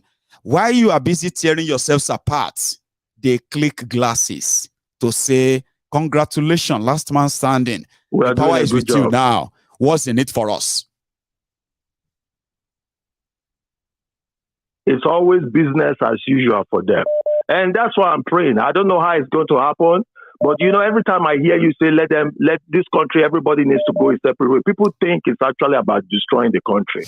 But it's actually about self-recognition. In Europe, for instance, everybody don't speak the same language. Some people are not even up to 2 million in some countries. You have Luxembourg, you have these tiny people, but now they have an understanding on how they should live together in harmony. Because the idea of solving Nigeria seems to be the idea of solving Nigeria's problem seems to be a very, very tactical one. Even Peter Obi himself, I have been thinking on my own, like with all this tribalism going on, if you know what happened to Goodluck Jonathan, how is this one man, this Peter Obi, really going to change things from sitting in that asshole rock with all these tigers and wolves that he's going to have around him? Just one person doing all the magic. It's not going to change anything. It's just going to reduce the tension. It's going to reduce, people are angry. People are angered. They have seen what APC is capable of. The act of terrorism in the last 7.5 years, people have never seen anything like this before. Sure, you get.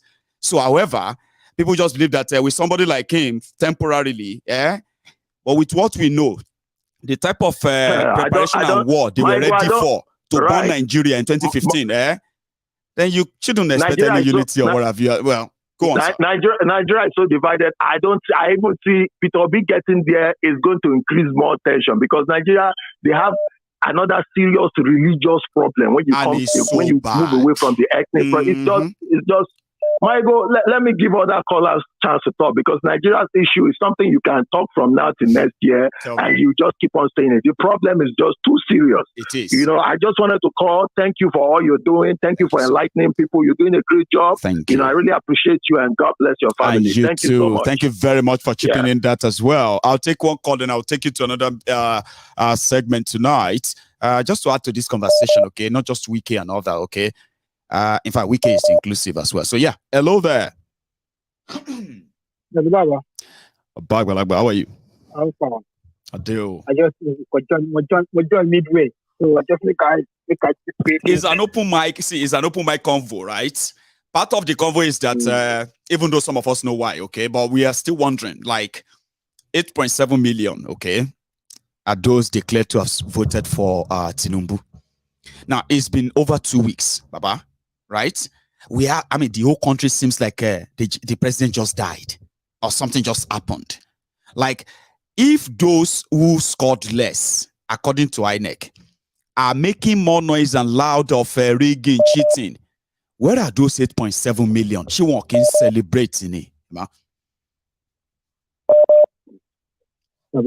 see you and I know there's no time in this state Nigeria election this year.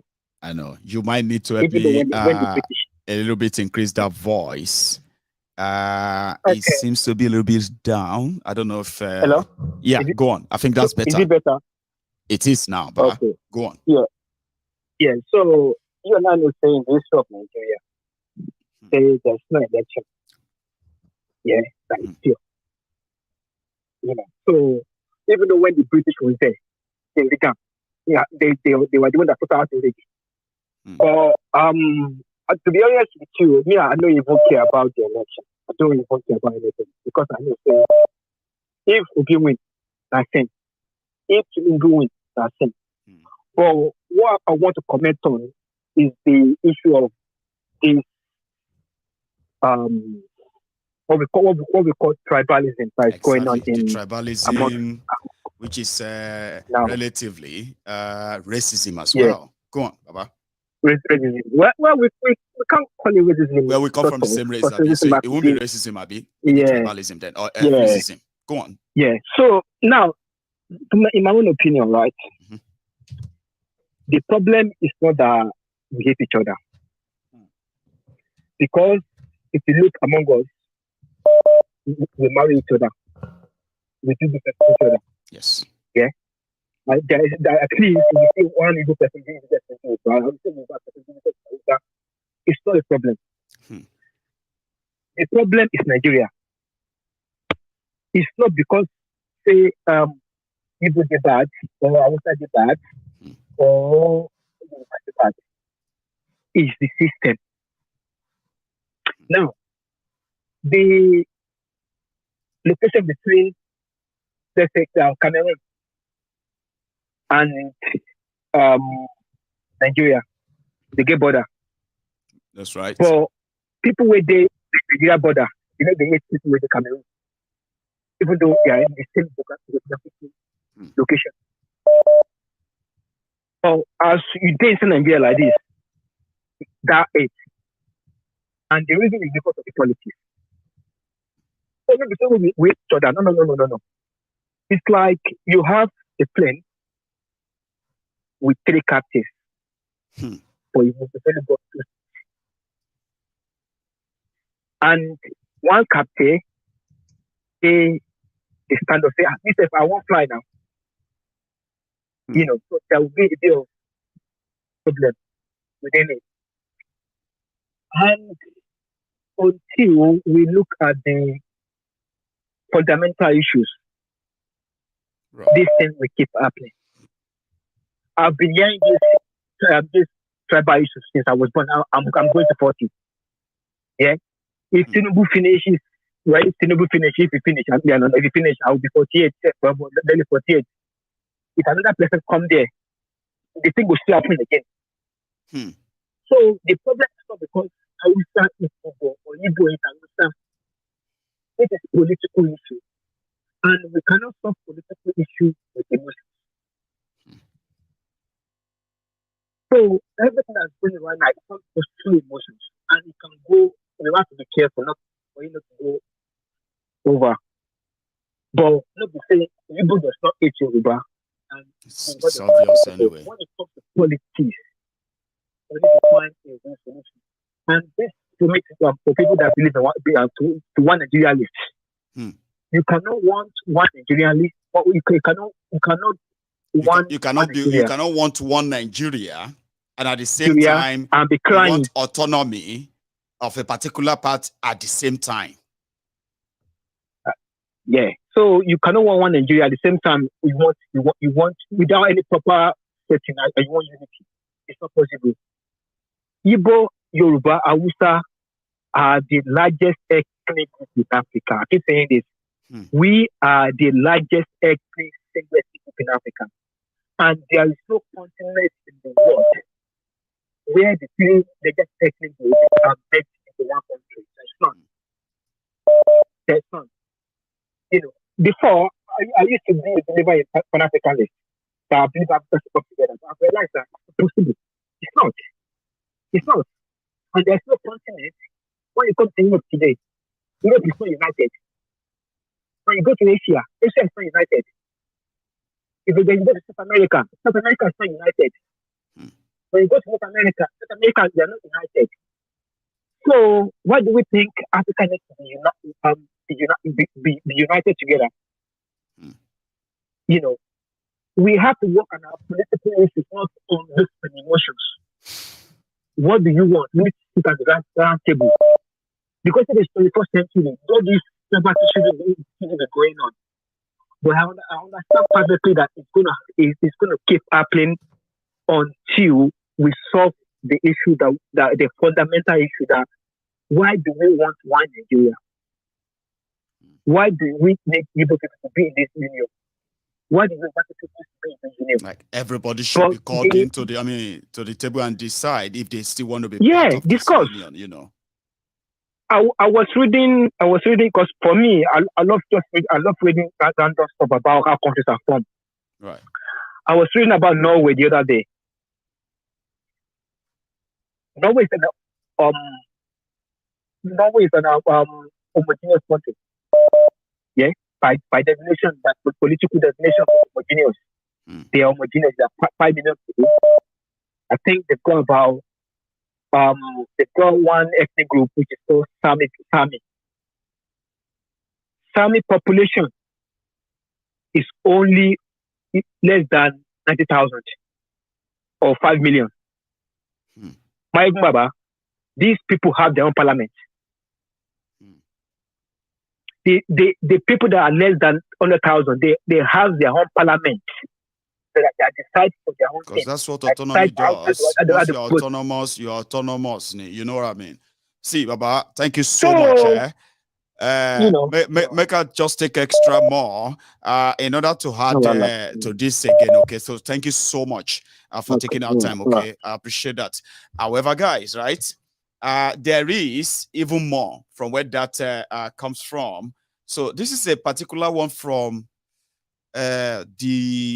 you know him, is an ex-convict. He's a long-term sworn adversary, enemy, or whatever you want to call it, to Tinubu.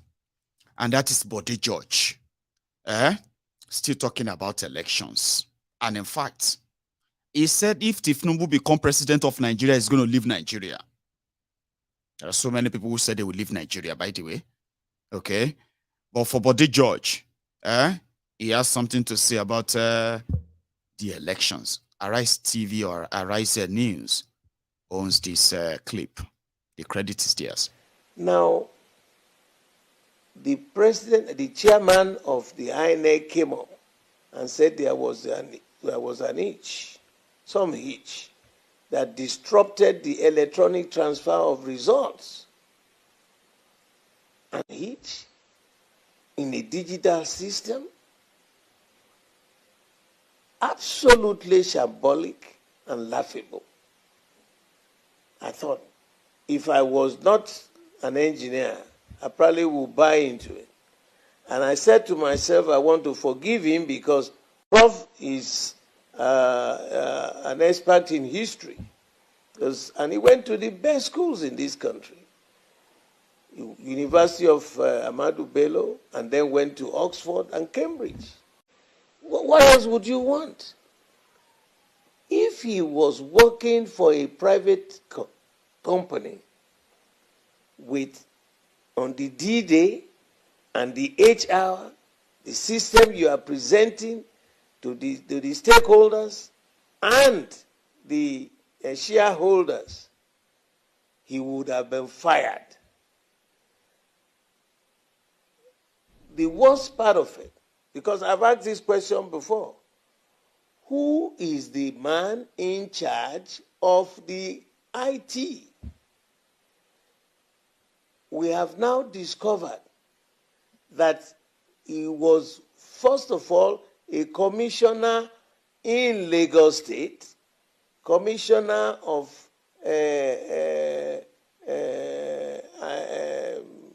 science and technology. His name is Femi Odubi. He is the man in charge of the IT of INEC.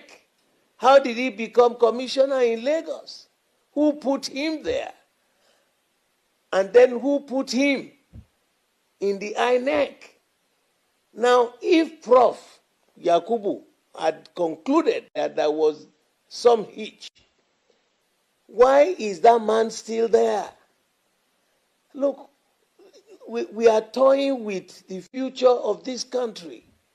We are toying with the future of our own children.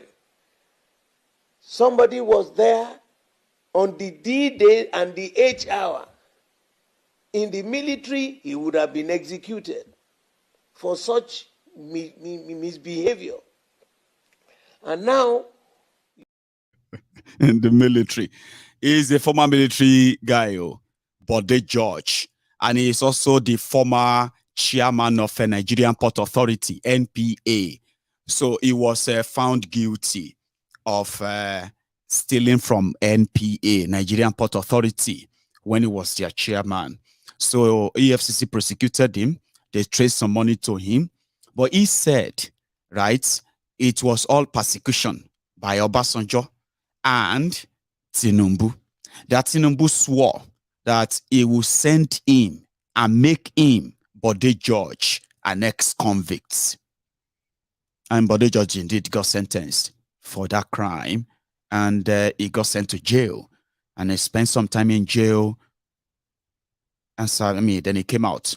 However, he's one of those who said that he knows Tinubu very well. Very, very well. 24 years of democracy in Nigeria, you can use that as a measurement of how far Bode George and Tinubu rivalry has come, right? So he's the one who is now saying that the guy in charge of the IT for INEC, the original guy who developed the Obidients technology and all of that stuff, got moved to somewhere in Enugu. Then they brought in somebody who was a former commissioner in Lagos State to be in charge of your INEC, Beavers coalition and the rest of that. So according to him, that was a technological coup. Sure, you get, as you are struggling to vote, somebody else is suppressing the result of it and uploading something different, right? So in military, that's a coup, because that is what made Tinubu the president-elect unpopular. Hello, ma. Hello, sir. How are you? Thank you Good so evening, much for your sir. patience. Yeah, good evening, ma. That's all right, sir. My name is Mrs. Boki. I'm originally from Ondo State, but I live in the UK. Beautiful. Just to buttress the point of yes, I just want to shift something about this Yoruba and Igbo. I don't know if you are aware that the president of Ondo State Governor Keredolu, the wife is an Igbo lady. Yes, from Imo State.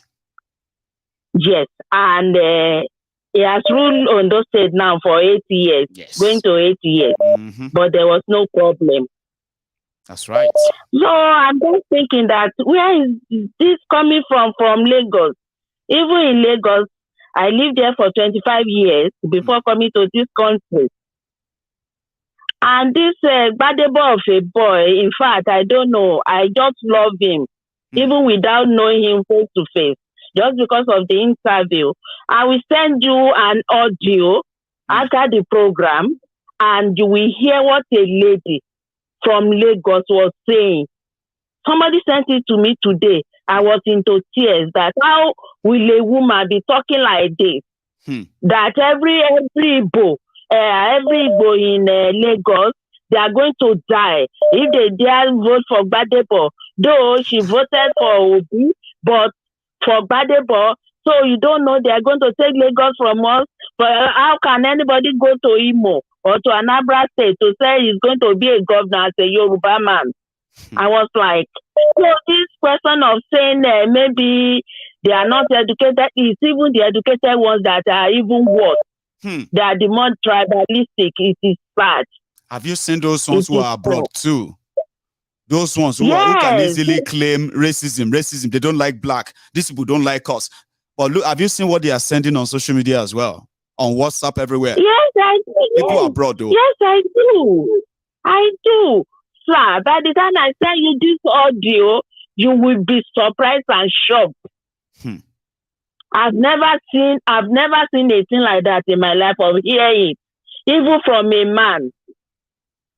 Wow. I live in Lagos. I know the story of Lagos for 25 years. Now the Agberos will become the landlord of Lagos. They will now become the governor. And then they said after Funshaw Williams, a true Lagosian, right? Yes. They said that this is the first time in years that true Lagosian, okay, Omoeko will actually have an advantage in an election like this. Yes. Since after Funshaw Williams, that there has never been any major, even Musili or Banikoro, it couldn't pull any of this kind of crowd. Sure, you get. Yes. So they said now that they have taken offense, even in Lagos now, that you're actually bold enough to use propaganda against this young man. A real Lagosian, somebody who that his family land is where they built the City Hall of Lagos today. Nobody has disputed that. It's family land. Which means the City House in Lagos. Very brilliant. Very brilliant and intelligent. So how come you don't want to install such a person to govern a place like Lagos State? And you are saying it's Igbo. It's so sad. It's so sad. Thank you so much. Thank you, sir, for giving me this opportunity. This is my first time of coming in. Thank you. But I've been your fan for more than 2 to 3 years, and I'm loving it. I appreciate that. Thank you. Thank you, ma. So, bye, sir. Yes. Bye. So this for that part, I think I should take one more call. Then I will take you to the end part of trying to cajole people by Were Wiki. But let me take this. I think I've taken one already. Hello there. Hello there, my the one man's sport. Oh yeah, Balagba. How you doing, Baba? I did my word, just from Turkey. Oh yeah, now. You have been watching. I don't know if you started with us or midway. It doesn't really matter. Here you are. Yeah. It is an open mic where you can actually share your own views too, like on anything. Go on, Baba. Baba. You see, when I look at the people that won the election in Nigeria, I laugh. Do you know why I laugh? Tell us. You see, these young kids, NSAS people, Yes. It took them 2 years to study Nigeria after NSAS, but people doesn't know about it. It took them 2 years to study. If NSAS come again, which is the one is coming against NSAS, military will run because military will be on fire. The barracks will be on fire. I will tell you once what my friend with military said. He told me, my friend, I said, you know, man's come to Turkey to buy something. Right. He said, how I was saying, can you believe that 65 to 75% of military doesn't want this man to be president? Now, am I worth this thing? I said, have Danjuma talk? I said, no. I said, okay, hold on. He said, Danjuma haven't. I said, okay, no problem. But what I'm just trying to say is that I've lived in Lagos for over 15 years. All my kids, I raised them in Lagos before they travel. I born almost all of them in Lagos, you know. When you talk of this tribe, when I look at them, I laugh.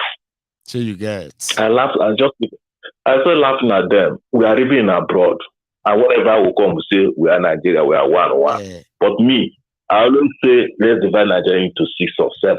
Let's everybody go. I keep on saying that. Let's go.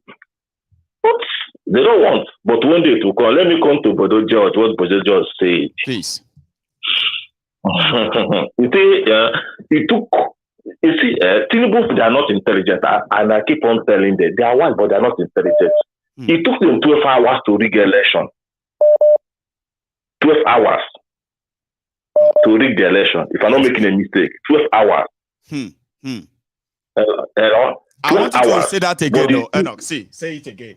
Are you saying it took them 12 hours, or it takes 12 hours to rig election? Anything beyond that, na mistake? Is that what you mean? No. It took them 12 hours to rig election. 12 hours to rig it. But they rig nonsense. But it took those small boys 2 hours to get the whole data and leave them and let them start messing up. Somebody told me something. Say if they bring certain things on the death of the judge will start crying. Say the judge will start crying, the judge will leave. And he told me, say, hold on, you see all those people, all those senior advocates, they will still begin to run after the other, because when they will start dealing with them on Twitter, you know what these people they do. If you make noise, they go bring your fire. And now your wife, your house, your car, your everything. People wait there know with you, your son, your daughter, everybody. They say, you know, if you give us a number, and they will say hi to Ram. Like that is they will bring it, how you collected the money. They are now keeping how all of them collected that money. You know, that one thing somebody said, if they give evidence in court, Nigeria may break into 2. The Nigeria will start. But it's just like everybody just okay. Let us see judiciary. Even the judiciary, all of them are afraid. But do you know that even right now there is a letter issued by Labour Party themselves, and they are saying that they have now understood that INEC want to frustrate their petition after the court told them that they should go and inspect all of those materials, Abi. Now, if INEC should continue, they just said it today. They said if INEC should continue hiding, playing this hide and seek with them, they can tell all of their supporters and members to take over all INEC offices across Nigeria, picket them. And Obidients are already asking, saying, if let's say they won't play us this whole court game, Mo could just start everything now. But a lot of people probably felt like it is over. Nothing will happen. Again, everything is unraveling right now. Tell me. You see, Tinubu is not intelligent. I'm sorry to say that. Do you know if it is intelligent, Tinubu will come down low. You saw this who is meeting, they are not the people.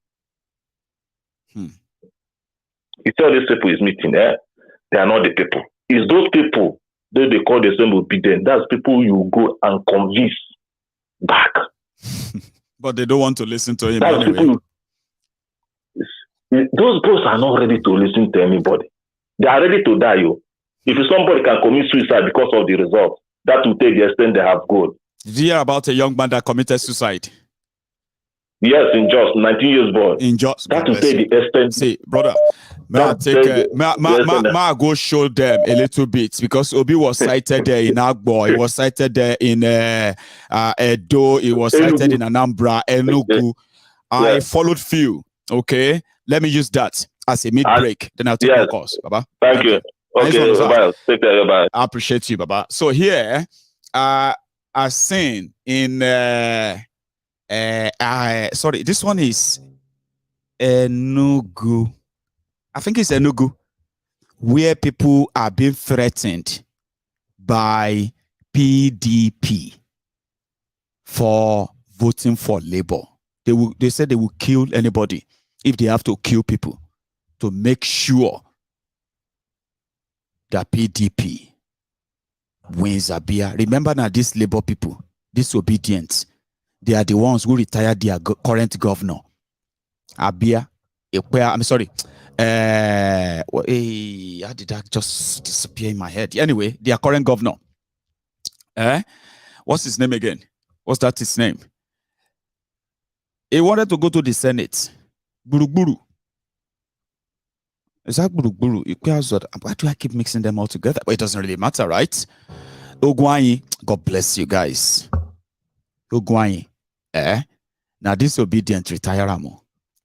Now they are now in Enugu saying that if they have to kill, they will kill. I don't understand Igbo this deep, but trust me, when I hear Boge, Oku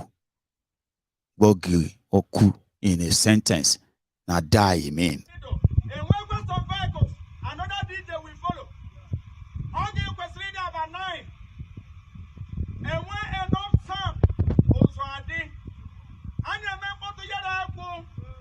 And tell whoever who is a foreigner that this place belongs to us. Yes. And make us see Opanaji Omabu Aguata Shanaishi. Masuno Oduanu Jogeto Kamahina Lagaire and Yakunamadu Twat.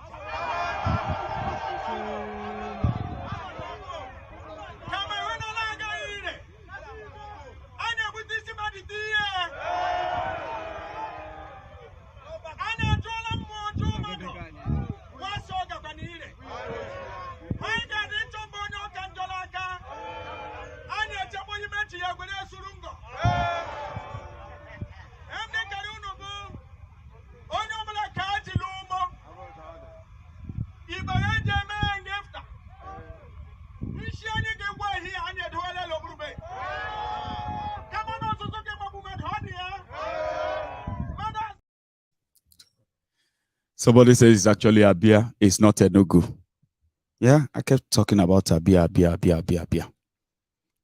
Oh yeah, we'll kill anybody. We'll tell you that we are the owners of this land. How is that different from MC Olueron?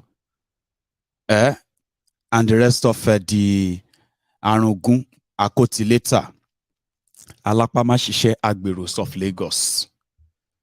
They are everywhere. Political thugs. Threatening people, intimidating them, threatening fire and brimstones, right? Brimstone, I will burn you. In Delta, they are threatening people everywhere. I realize everybody will be obedient now, don't become endangered species. Everybody is scared of you everywhere. So they cited Obi in Agbo. Agbo is in Delta, isn't it?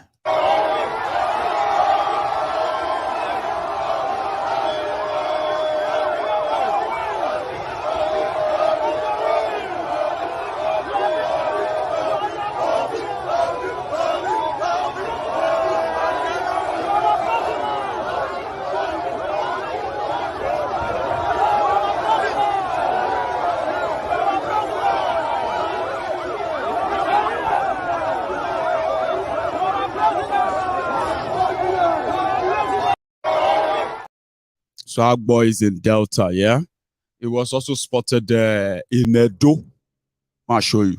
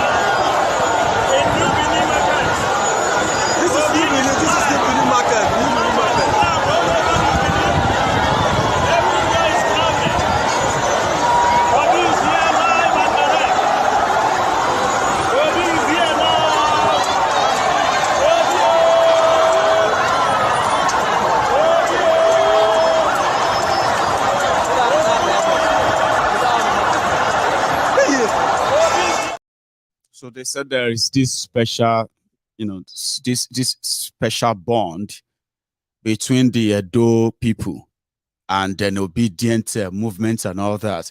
So if you bring the camera closer, right, this is what you get. Peter Obi in Benin City. You can see Edo lights on the street. They lined up to receive him. Our president! He's supposed to be here. He's supposed to be here. No! Everywhere shut down. But I don't think that we are far from him. We can't record from here. All right, people. This is Benin City, the Edo State capital.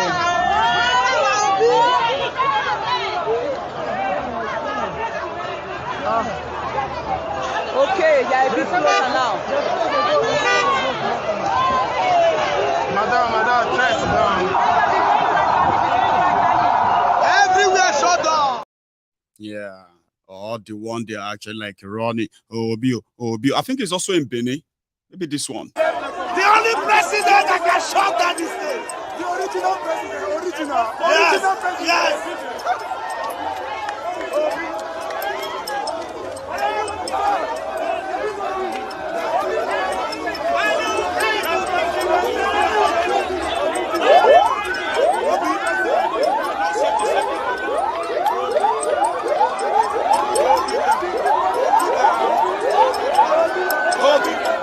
Obi, New Benin is on fire. New Benin is on fire. Obi.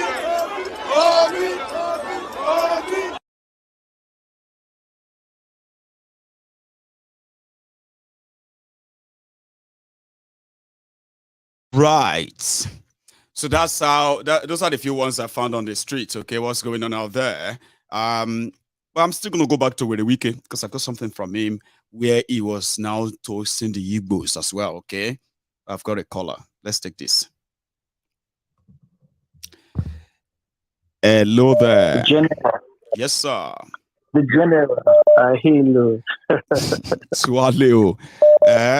I should be throwing this salute from here, but we can't really. I mean, you can see me, but I can't see you. But join because I'm looking at this. Your is it a Luther or revolutionary art in your DP? And I'm like, okay, I'll just do like that. How you doing, Baba? I'm very well, thank you. Beautiful. I am a very big fan of your program, and I have also, encouraged a lot of people. So you've gotten a lot of followers from me, and I'm so glad to get it. So I am happy to say thank you to you personally then, right? Because a lot of people have done this for me behind the scene, and I'm just like, if I could say it many million times. We believe in what you're doing. Thanks, man. We believe in what you're doing so much, so very much. Thanks a lot. So so I just wanted to share a few things with you. Please. First of all, I noticed just 2 days. I didn't tell you my name. My name is Obidi, and I'm calling from Lagos. Right. Did it say Kofi or Obidi? Obidi. Obidi. Bless you. Yeah. Now I'll keep that. So please.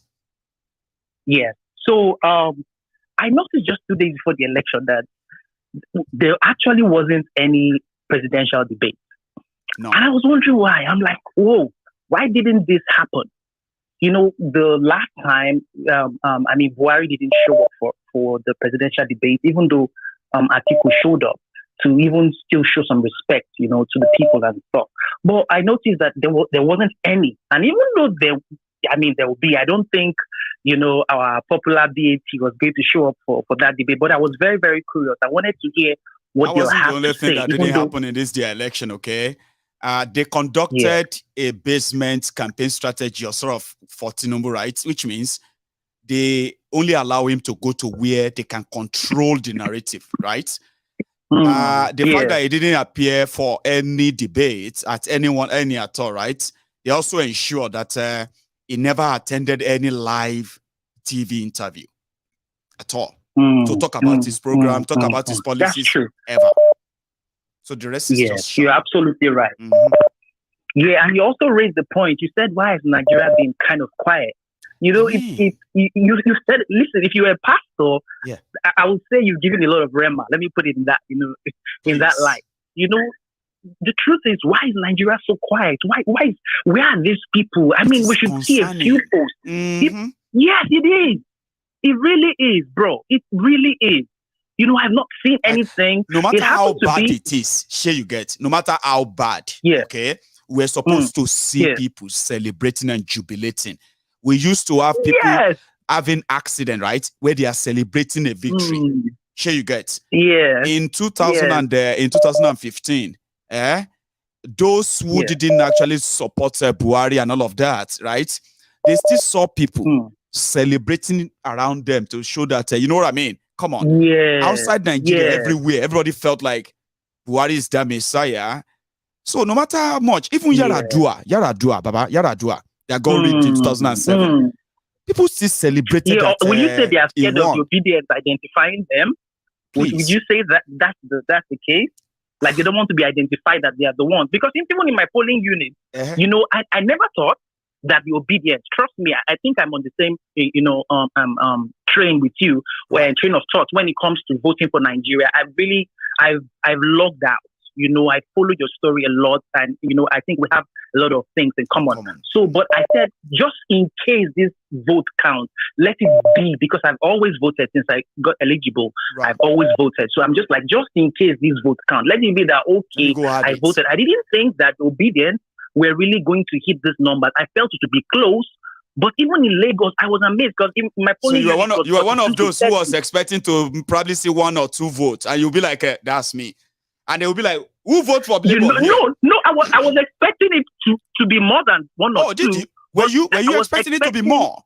Like for standing for stand experience? To be more, but I didn't expect to be able to beat APC, even in, you know, the polling units in Lagos. You know, I wasn't expecting. I was expecting to be close, like, okay, we tried, you know, stuff like that. But when I started seeing the result, I was amazed. You know, so there were people who just had it in their mind that, man, anyhow, we can just pretend to be for this, but we actually vote. I was the one who signed for the Labour Party, what do you call it, representative or agent, because there wasn't any available. You know, so when I came to sign, it, and then it's wow. Tell us. Yeah. So when I came to sign, you know, one of the chairman of the street was like, that's my family's home, like the estate where I live. I live somewhere else, so I had to come there to do that. So the guy was like, one of the Obidients, Obedient talks, go and sign for your Labour Party. I didn't know who he was representing exactly, but I laughed. On a good day, I should have been offended. He calling me an Obedient talk, but I just ignored it, you know. And I went there, and even the PDP agents were saying, "Bros, let's not deceive ourselves. We know that it is LP is the way forward." And you know, we won 42 to 30. You know, and I was amazed to see these things happen. You know, so it's very, very concerning. Like it was meant to be a great experience for somebody like yourself in that your small unit to say. I recorded I mean, if whether you score 1,000 in your own unit or I score 42 here, Baba, you have no idea that I mean, I can't even imagine this happening. Now, that's exactly what they are taking away from a lot of you. I think that's where the anger is going to be coming from. Go on. Yeah, even in the next few streets away, where one very tough tout guy who works for the APC, they won him in his polling unit there. Right. So it was mind-boggling. You know, it was something very, very new. You know, and lastly, talking about the whole Igbo Yoruba thing, I really don't see that as a topic. You know, from school days, I think we're about the same age. You've said a lot of things about you. Yes. You know, I was born and brought up in Lagos as well. You know, I have friends. I don't care where they're from. If they're aliens, I don't care. If you have a genuine friend, if you have somebody who's true to you and you're true to the person, that's all that matters. That's life for you. And that's you know, if you're outside the country, yeah. So it really doesn't matter. So when I see these things, I always put my own input. I'm like, yo, bro, we shouldn't talk about this because it doesn't really matter. It's only when it comes to politics that exactly doesn't help anybody.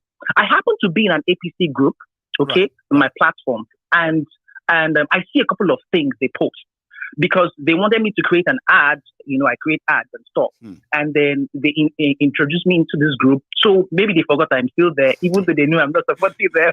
So I get to see a lot of things, you know, over time. And then, you know, I'm seeing the LP governorship candidate, and they're showing him with the Biafran flag, saying he's IPOB, he's Biafran, he's this. You know, those things, I don't get it, really. I really don't get it. Obidi, my brother, you know something? There are some people don't, especially the older generation, okay? You are of my generation. We are the last. Yeah. We are the last generation that were raised with, between that bigotry in Nigeria, okay? All this tribal, all that were the last that were to see that bigotry and then also usher in an era of a generation that will not just take yes or no for just an answer. They want explanation. Have you noticed? Our generation began the curiosity. I have. If you check those who are of our age, who are politically sort of exposed enough to know things, even if it's just little, right? They don't want you to lie to them. And you can't change their mind. Now, you know something? We are those who were born in the 80s, okay? If you see those who were before us in the 70s, it's only grace that is making some of them, right? A mixture of what is happening today, this life that we have now, right? That is trying to mend some of them to unlearn what they were taught. They were taught to be always scared, okay, of people outside Yoruba land. They were particularly groomed for it. So it was our own time, it was our own time. The military came, truncated that, their democracy in this, so in 83, right? And from that moment, we were ushered into endless protest, rally, strikes, and many other things. If you remember, we are the generation who started questioning things. Yeah. You see those who came after us, You see those who came after us, those ones didn't have any bigotry at all. So there are those who are copying and pasting, repeating what the generation of the 60s, 70s are trying to force on them. But guess what? Right. There's so much number of the Gen Z that don't give a damn about whether Muslim or Christian, or whether Northern or South. They are now asking questions about their education, their safety, and many other things that normally the older generation are telling them they don't understand. They are too young to be asking those questions. But they are ready to ask now. And they are demanding answer. They're not just asking. This is where the problem lies, Baba. This generation is a generation that is going to put an end to some of those things that they thought those who are older you just spoke like the prophet you are. No, that's where people are misunderstanding it. When you look at those who will tell you, you don't understand, Obidi, you don't understand, you are too young to understand, go and check their ages. They're in their 50s. They're not too older than us. They were born in the late 60s, early 70s, late 70s. They are in their 50s. They have this dark mind of fear, the fear of unknown. Sure you get? Because they were not allowed to ask questions during their time. No, shut up your mouth. Don't look at Agbalagba. Don't disrespect Agbalagba. Or look at us. Can't see gray hair. We are the people who are now asking questions like, let me talk. I want to ask. But you see this Gen Z, those ones will tell you right away. Shut up, sir. Radical. And it's going to get worse and worse for them because people are going to ask questions and they will demand answers. That's where we are going to, Baba. I mean, I may be wrong, but I think no, you are correct. You're super right. You are super right. Yes, you are. Time with Thank you so much, man. It's such a great opportunity to talk to you. And likewise, thank you so much for chipping in that tonight and making it more conversatory. Okay, thank you so much. Take care, Baba. So I'll take another person. Okay, so they call them the coconut head. You talk at them, you laugh at them. Have you noticed, all of you who are in your 50s, have you noticed the attitude of those who are in their late teens and early 20s and late 20s? Have you noticed how they talk to you? You say they are disrespectful, Abi. They don't have any this or that. They don't have fear of religion. Most of them don't want to even have anything to do with religion, right? Do you know why? You have those who are in the era of enlightenment. A lot of you are still living in that old era of fear. I just shake me from you know I'm older than you. Don't let me curse you with white hair. With this generation, you will realize that your white hair is just stress. Okay? There's nothing to curse anybody with your white hair. Sir or ma, hello there. Hello. Hello, can you hear me? Hello. Yeah. Can you hear me?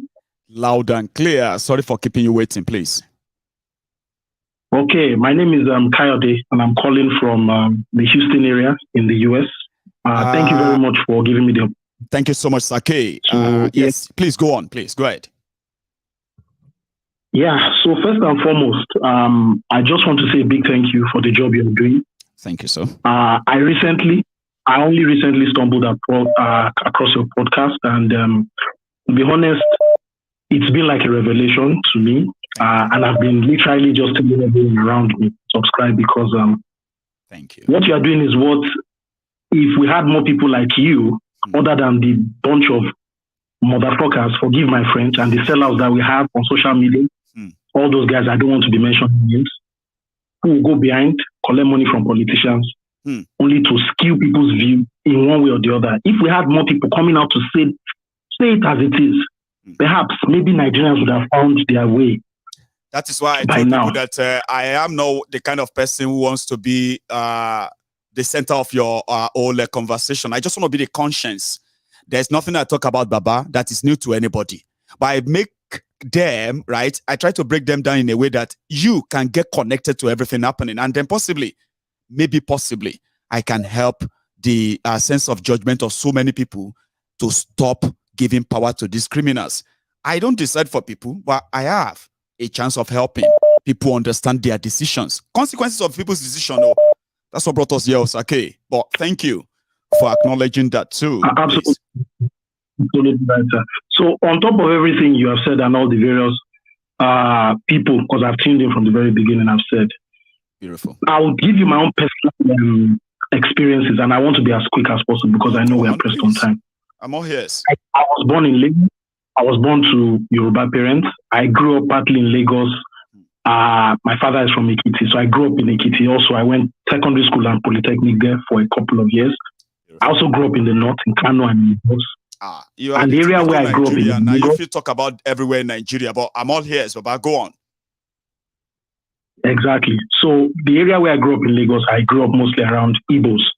And I've, through my job, I've been opportunity to go around Nigeria, at least in the 36 states. I can tell you confidently that I've been to 25, 26 of those states, plus the Federal Capital Territory, all at 6 geopolitical zones. Michael, I woke up to the realization sometime around 7, 8 years that in truth and indeed, Nigeria has to split. There's no saving Nigeria, Michael. And you see everyone that is in that fantasy world, eventually to catch on with them. Because I was once, as of 2011, even though I voted for Ibadu, and that was the only election I voted, all the others have not been present. It's always been in and out of the country. But that was the only election. And the reason why I voted for Ibadu was because I felt it was the only one that had the manifesto. Despite the fact, everyone voted for Jonathan and all that. At the time. The point I'm trying to make in all of this is that thank God you understand the country. And if there's one thing I salute you for, is that you understand Nigerians. And you understand the history of Nigeria, and you understand us, where we are coming from and where we are going to. I do. And so there's no saving Nigeria. There's no saving Nigeria. That much we can agree. All we are doing is just trying to prolong the inevitable. The reality is that I will speak from the point of view of a black man. You understand our history. You understand how black Americans emigrated from the African continent and how they came to be here. And, I've been here going on 2 years now. I came here for my master's. I'm about to round up. Hopefully I get a job and I stay here. Because nobody wants to go to the shithole of Nigeria. All the best, you, man. Go on. The reality you know why I'm putting this map on, in case if you see it on the screen as you are speaking, Baba, is for people to understand the context of where you are coming from when you said that 7 years ago you had that revelation that even though you are one of the believers that Nigeria may work if we all do the right thing, but over time you realize that it's just a pure waste of time. So for those who are watching us, okay, now think about people who are crammed in this, in this map on your screen, okay? These are the people who are indigenous people that are forced to make up today's Nigeria. We don't speak the same language, okay? We have more than 300 of us that are identified, even by UNESCO, in Nigeria, 300 ethnic nationalities.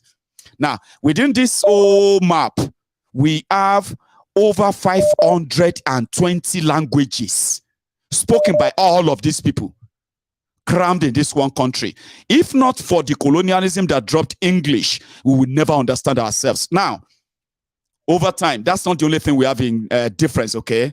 There are so many things that we have in difference that we don't have in common. Now, politically, as this whole contraption is forced together, right, it is profitable to those who colonize Nigeria and those who are in charge of Nigeria right now. So when you now force people like that together to live together in unity and harmony, no justice, no fairness, no equity, no accountability, then you have a tribal division, religious supremacy, and so many other things that are indeed state-sponsored. Tell me now, if somebody says, I don't believe Nigeria will work, do you think they are making it up? Sake, I thought I should just put that in context for those who are listening to you. I'm sorry to interrupt you, but please, go on. Absolutely, sir. So now, sir, the things I want to say, sorry, they might not be in sequence. Number one, you see Tinubu, yep, the last person we need in 24 years, as you said, is enough time, is more than enough time to know an individual's precedence. This is somebody that was convicted. Yeah, you have to enter a plea deal. And sir, I implore you, please, we need to investigate that plea deal, because as of the time where you enter this plea deal, the US government, as you and I know, have a 99% conviction rate with the FBI. That's right. And the arm in charge of drug conviction. So how is it possible that one individual was able to get away with such a plea deal? I strongly believe that Tinubu is an agent of the US government in Nigeria, and there are many of them like that. But that aside, you have a man like Peter Obi who has precedence. Precedence is very difficult to change character. No. And yet, you see, my strongest condemnations are, and I'm sorry to make this political, please, lies with certain people Yoruba extraction who decided to vote for Tinubu based on ethnicity. And you will find these people in that Oyo axis in some parts of Osun. There are many of them who cheered on the Fulani headsmen, even as they were brutally murdering people of their own extraction.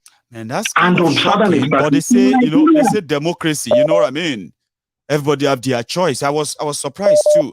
Northern Oyo states, where they have been victims. But other people said, Mayegun, are you sure they actually voted for them? Are you sure? When we are talking about this mass rigging, can you actually blame anyone that they indeed actually came out to give, you know what I mean?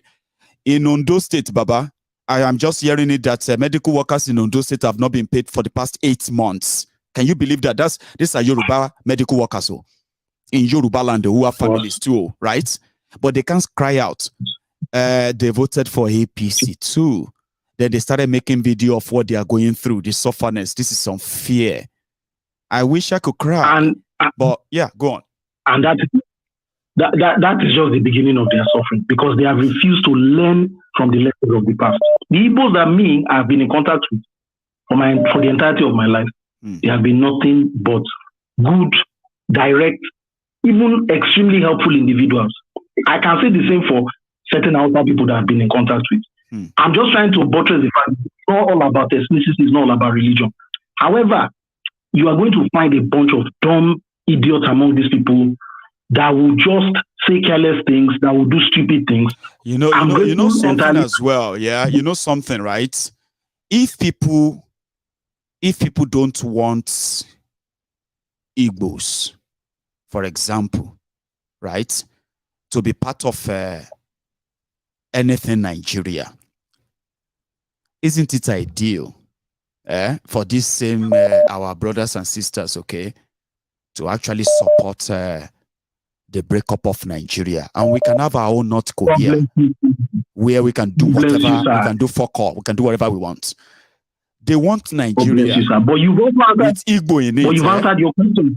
Go on. This what you are putting, you've answered it earlier on. Yeah. The mindset is that of fear. You see, the generation before us, you are 3 years older than I am. The generation before us, those people, my goodness, I think they need to go for us to get it right as far as Yoruba land and Nigeria. Because these are the people that tell their children not to go out to protest. Yeah. They send their children to university, they will say, Maba Shaluta. But how then do we get the country working? Even if we split, sir, mind you, I have this to add. Yeah. Within Yoruba land, we have our deep-seated issues to fix. Seriously. People, it will not be like Oyo Empire all over again. It will be like that all over again, mixed on top of that religion. And people keep saying, oh, we are united. We are not divided. We are deeply divided by religion, but that fact, it is here to surface. So, my on the final note, sir, I will gladly, offline, I'm going to church, I will gladly partner with you with all your efforts. I'm seeing them, and I'm praying that by God's grace, I'm in the position where I'm able to partner with you. We need our own country. My hands are open, right? On this platform, okay? On this platform, for the Yoruba cause alone, right? Myself and so many people on this Temple of Truth, we have raised money that is over 40 million naira to support Yoruba causes for the past 1 year alone. So we are making impact. And in fact, we are doing what is called the reorientation. Because like you said, we have our own deep-rooted division as well. Now, if we really want something different for our people, right, then maybe we should invest more in the re-education, reorientation. And I think the revolution that everybody is talking about that we have all agreed to as well here is that it should start from the revolution of the mind. If people are fed with the right information, harmed with the right information, they will defend what is right and fight what is wrong. Now, if we can get them on our side, then maybe we can get our freedom all together. We won't have to worry about the type of Yorubas that we live in that Yoruba land. Guess what I mean, right? If they are well educated with the right information. So yeah, you are so welcome, Baba. Please join us. Thank you very much for giving me the opportunity. I don't envy Peter Obi, even if eventually they hand him over the president. I mean, he didn't even know what he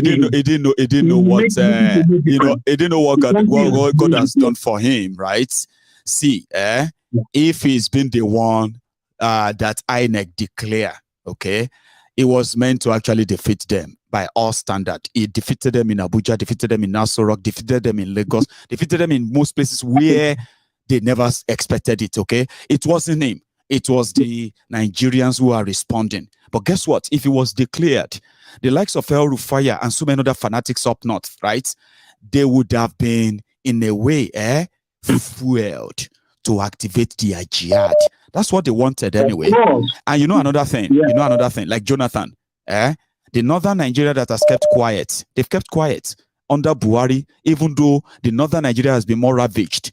More people have been kidnapped and killed in northern Nigeria under Buhari, and they have been quiet. You know that, Even Obi with if now Obi then declare and it's not been sworn in, you will see them protesting in the north that why is Obi not stopping the terrorism that killed their 36 fishermen in Borno? Or the one that kidnapped, you know what I mean? You would have started sensing that wahala they come. You would think Obi is the reason why terrorism lasted in northern Nigeria. But again, it is not encouraging to say that to Obidients, okay? People have had their arms amputated because they supported Obi.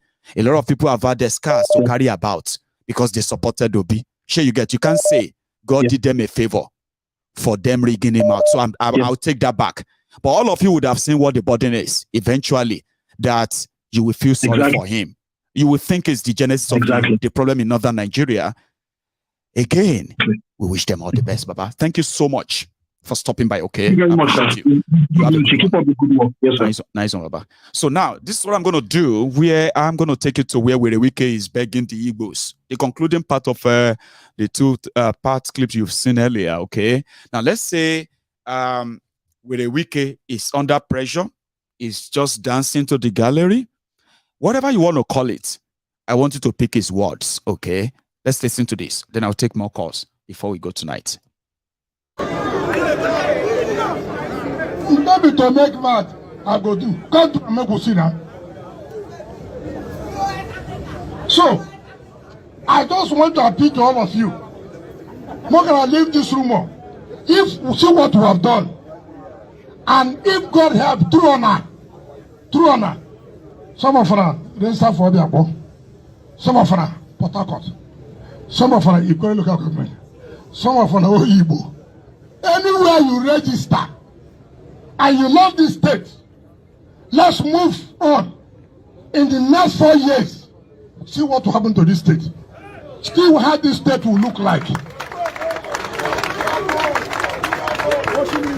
So, and I don't see as a real.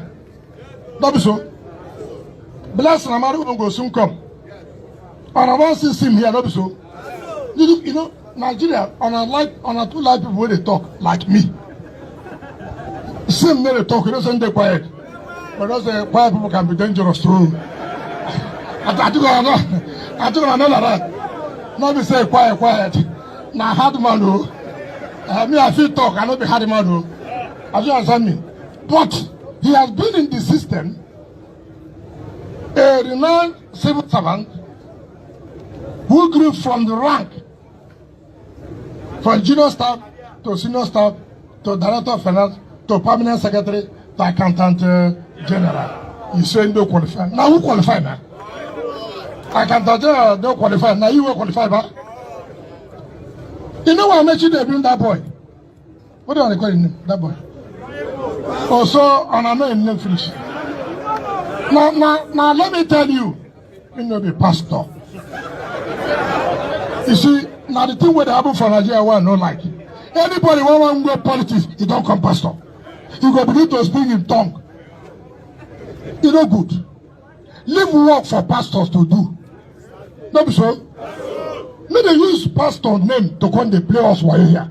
How pastor you go say that pastor? With the prosecutor with a making for court now for they steal our $50 million US. Listen, I don't know anything. Now I say we prosecute them. All the built, Dr. Peter built 3 gas turbines. 3 gas turbines. All the sulfur built for us to have electricity. I made you go sell them to Sahara. Sahara where Toyoko will be the head of the Sahara. $308 million. $308 million. Now, when we came on board, I come to look paper. Hey, I did $50 million come out now. Come enter for her Sahara again. I said, no. What do we pay Sahara buy gas turbine for almost $308 million? No, so $50 million come out again from our account, go back to Sahara. Come, Sahara on a bank, on a bros money. Do you understand me? Would they prosecute them? Now what I mentioned they do now? Now to say they let them prosecuted. Now to go bring what do you mean? Coke or what? Coke. Now Coke. Okay, Coke. Okay, Coke. But frankly speaking, I don't know. Now anything want to call it that the name. Now they go bring and make him come the governor. So that our $50 million could just go like that. Come, we're going to convert them. On our way be trade out because on our two convert. We're going to convert them. And 700 is 35 billion. 35 for what? Billion. That is what you want to tell us? To cover our eyes. To cover our eyes. Look at Monore. I don't know where they spent 50 billion naira. Monore of less than 1.something kilometer. I keep them there saying at their own amusement center. Their children will go see and waiting their papa keep.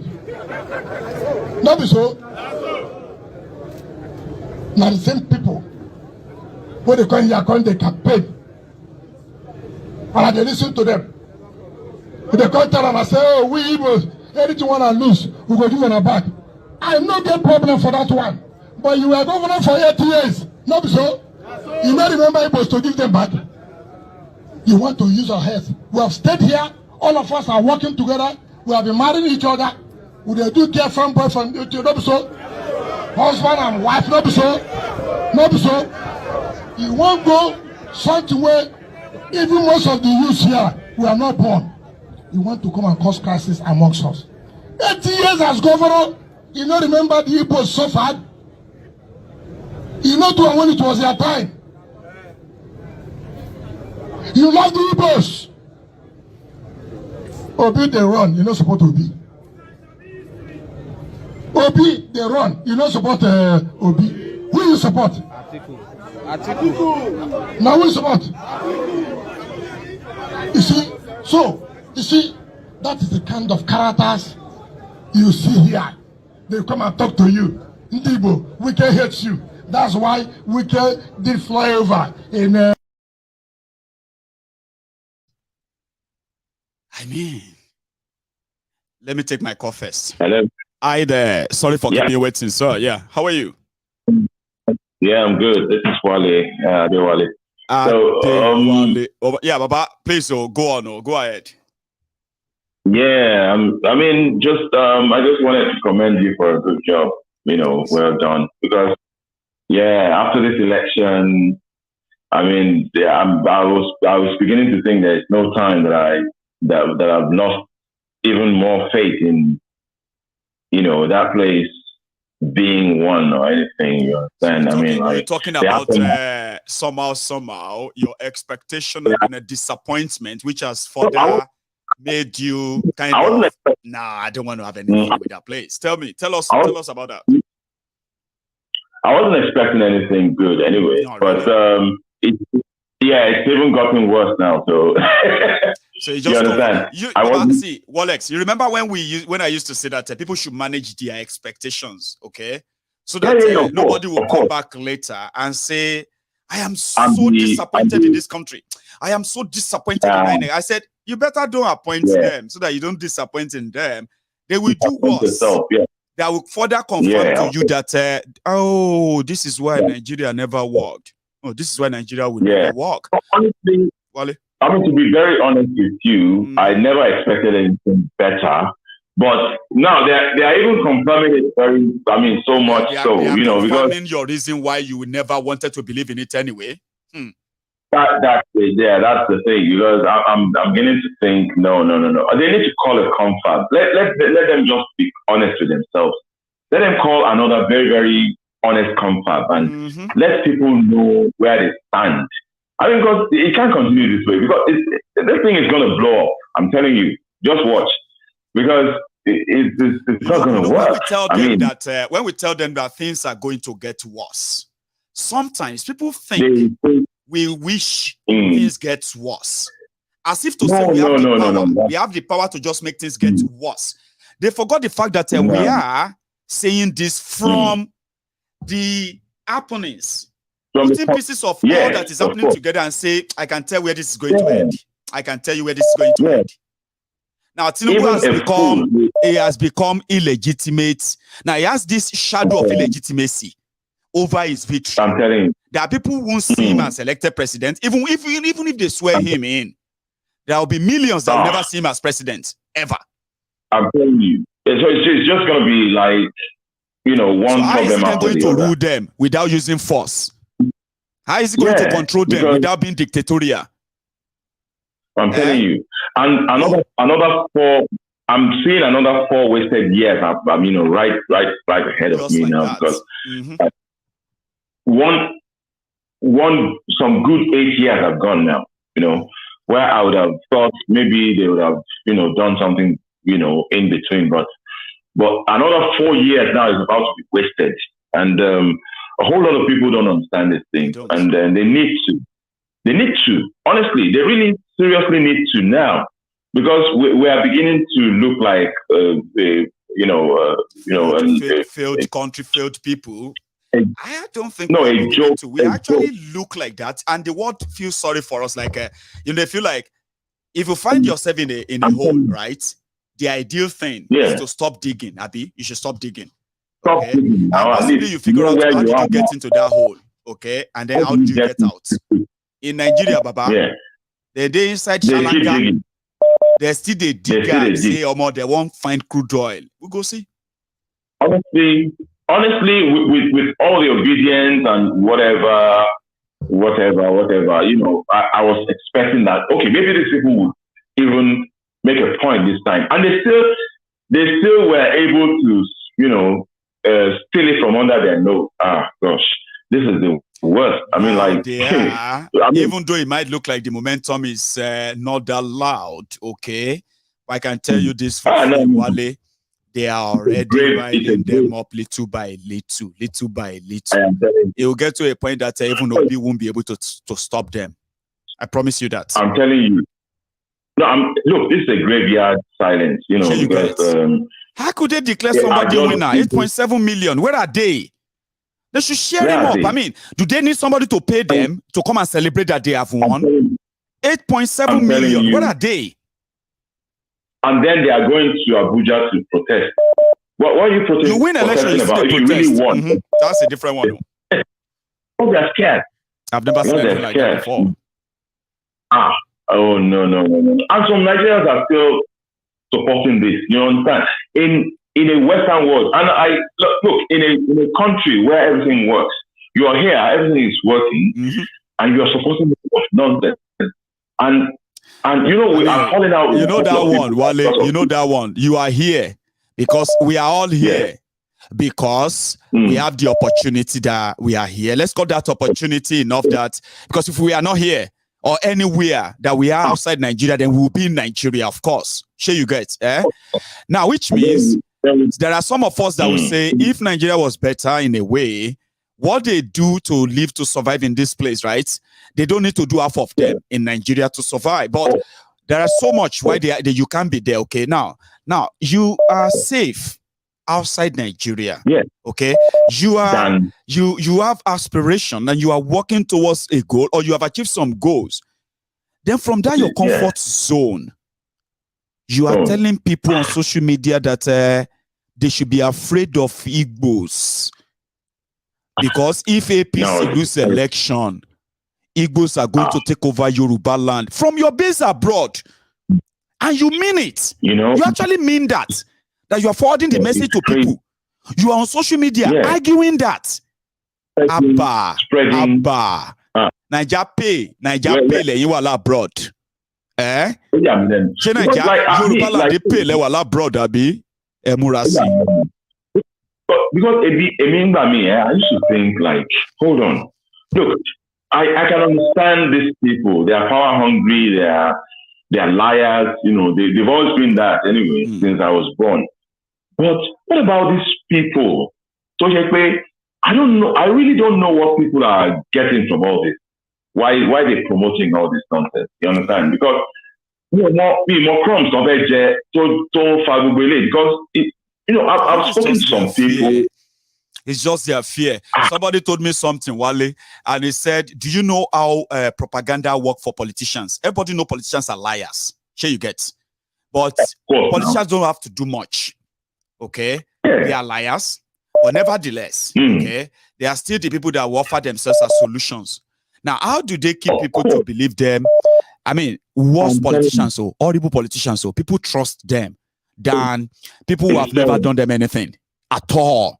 For example, somebody like Omoyele Sowore, who has never signed any check, signed any law, or command anything that affected any Nigerian directly. So they will hate him. You know why? You know why? The dirty politicians will tell the people and say, like the Igbo Yorubas, okay, they'll say, oh, all of you who don't really like us. We know you don't like us. But do you know something? We might be the worst, but we are the devil, you know. But do you know something about that guy you call Angel? The day you give him that power, number one, they are going to take all of your female children, all your girls. They will take all of them away. There is a program they are planning. Even though people will be like, that's impossible.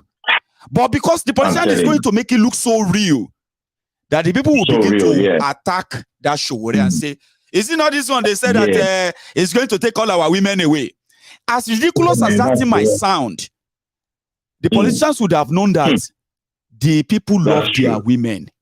So if you want to get them angry, tell them that somebody is going to take them away. Whether they have schools, whether they have food, Whether they have security, whether they have job or they don't, it doesn't matter. Just tell them. It doesn't matter. That you see? Yeah. Listen, go on.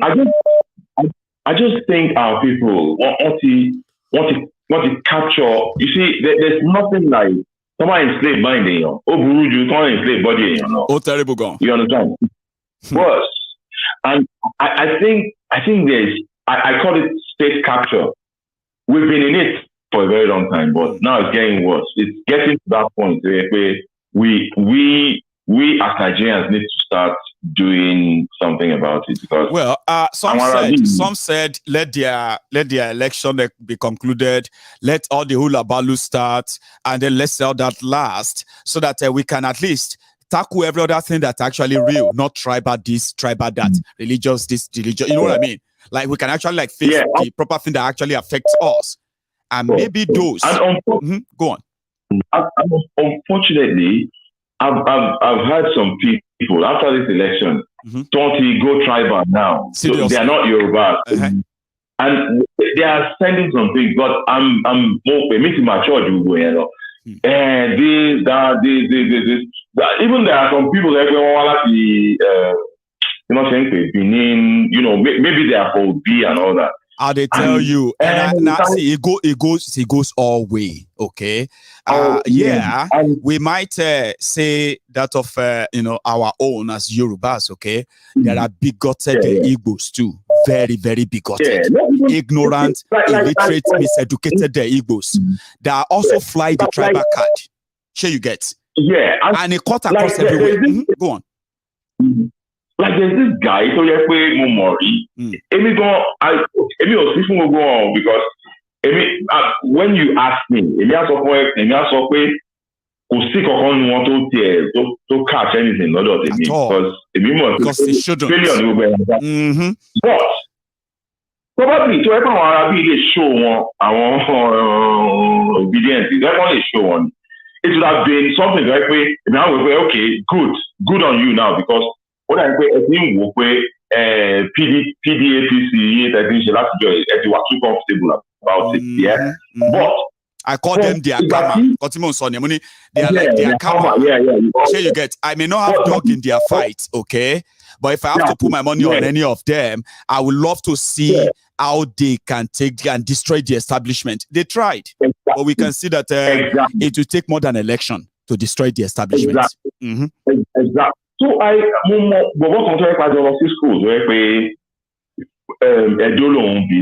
okay, he was strongly for disobedience and blah blah blah. Okay, now election is tough. What's I law horribly win? Nonsense really. Again. Which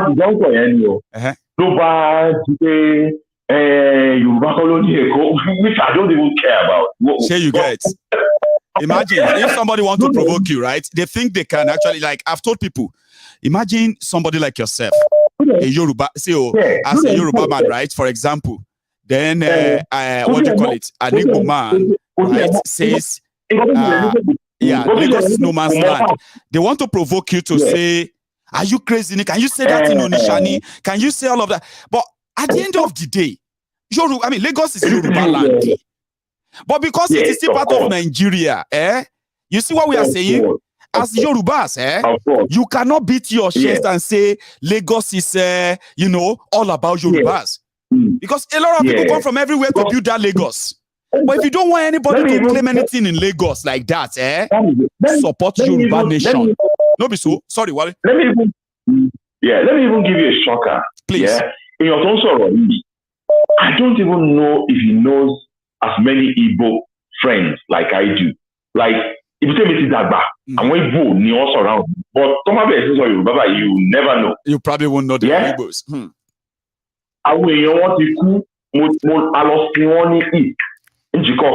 Local government council of Anambra State, multi-travel. I did a comic in Nigeria, my friend, I marketed the comic first in Onitsha, in the 80s. Upper Uweka Road, Onitsha. ebi mo ti dé bẹ́ẹ̀ yẹn mo gbó bẹ́ẹ̀ yẹn mo mọ co-camp ní kíní ní Enugu a máa ń jókòó síbi a máa ń mu ẹmu lára rẹ̀ tí máa fi àwọn Igbo guy tí mo mọ̀ wọ́n á pọ̀ etí ẹ̀ dànù mo kàn wò báyìí pé what sort of people are this? What sort of a country is I know. this? So that's why I appreciate. You know one thing, Baba. That's why I appreciate us here, right? Yeah. Because on this same platform, right? If somebody comes here to sound big like a bigot, if you're a Yoruba man will call in after you and say, "No, that guy doesn't speak for me." We don't talk like that. Now, if somebody comes here as an Igbo that speak derogatorily about any other tribe, before you leave this broadcast, an Igbo man will call in, or woman. They will say, "No, that guy doesn't speak for us. That guy is not speaking for us." That's one thing I appreciate here, and I think that's what makes some of the people here kind of comfortable. I'm telling you, the kind of conversation, please. And I will tell you one thing. Please. Another person, classmate me, the University of Greenwich, Simolo, so Yanni, you say block and me will not block me, block a Jacoma song or Jacoma post, we want to post. Move more, you don't have deep, I don't care. Because more that part of me, he doesn't know that part of me that I know so many people. Like, Chiwamo, Mili, so look, the person I'm talking about, we grew up in the same school, we went to the same school, St. John, New York, that day. So much. So before he died, this also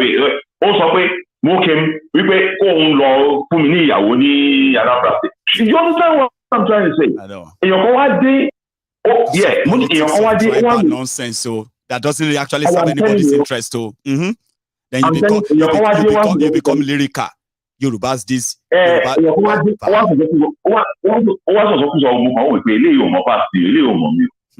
understand? And I don't know what to say. Could ever say by me more or what to say. In Nigeria, it's either I say people work for the regional autonomy or autonomous setting. Maybe it can work that way, or else you understand? Don't say by force, Nikini. Don't say panicking. Time will tell. Thank you so much, Baba. It's been a pleasure. Sorry, you want to add something, please? I was just trying to say that keep doing what you're doing because it's very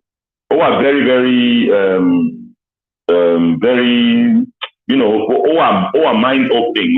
Because I want you really open mind, but I'm very sorry for those who don't have an open mind. Yeah, that is why a lot of people said, Baba, that's why a lot of people said that sometimes, right, it may take time. Yeah. But Mayegun, there are so many people that what you are doing here is like speaking to their conscience. Most of them may be reacting somehow during the program, but when they are by themselves, there are many things that they capture. Yeah, there's many things to pick up that they will continue to think about after this. I'll let him continue to see the right information. This guy doesn't even know me that much because I don't know exactly. Yeah. It's unfortunate, no? You know what I mean? It's so unfortunate, right? That everything you are reading about the Igbos or about the Yorubas, it is so unfortunate that they are actually sponsored. You won't believe that. People are paid to promote those propagandas, okay? They were like, it's not coordinated campaign. Mind control. It's sad. Mind control. Because I keep trying to tell people, relax. Very consciously, you see that these people are just using you for their own. And the moment they get what they want, for example, when they rig Sanwo-Olu, right? So if they rig him, it's going to wake up the following day. Everybody will know they rig him, Abi. Then it's going to wake up the following day. It's going to say, "Thank you so much, Lagosians. I heard you. We fought a good fight." But that's just all about it. After that, you are back on your own. Whether you are Yoruba, whether you are Igbo, Hausa, wherever you come from, if you are living in Lagos, you are back to the square one on your own. They don't give a damn about whether you are Yoruba or Igbo now. What are you parọ́ fúnra wa? Yorùbás are hustling and struggling in that Lagos, life more better any other non-Yorùbás in Lagos. So what is so special about tribe that they are telling you that somebody is coming to take your? I mean, it's ridiculous. But I hope people will know better. You can never get into that that cul-de-sac in Saleh.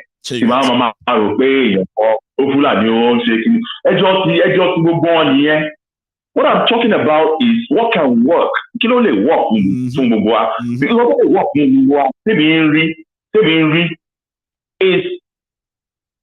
an autonomous regions that actually represents every nationality that wants them, right?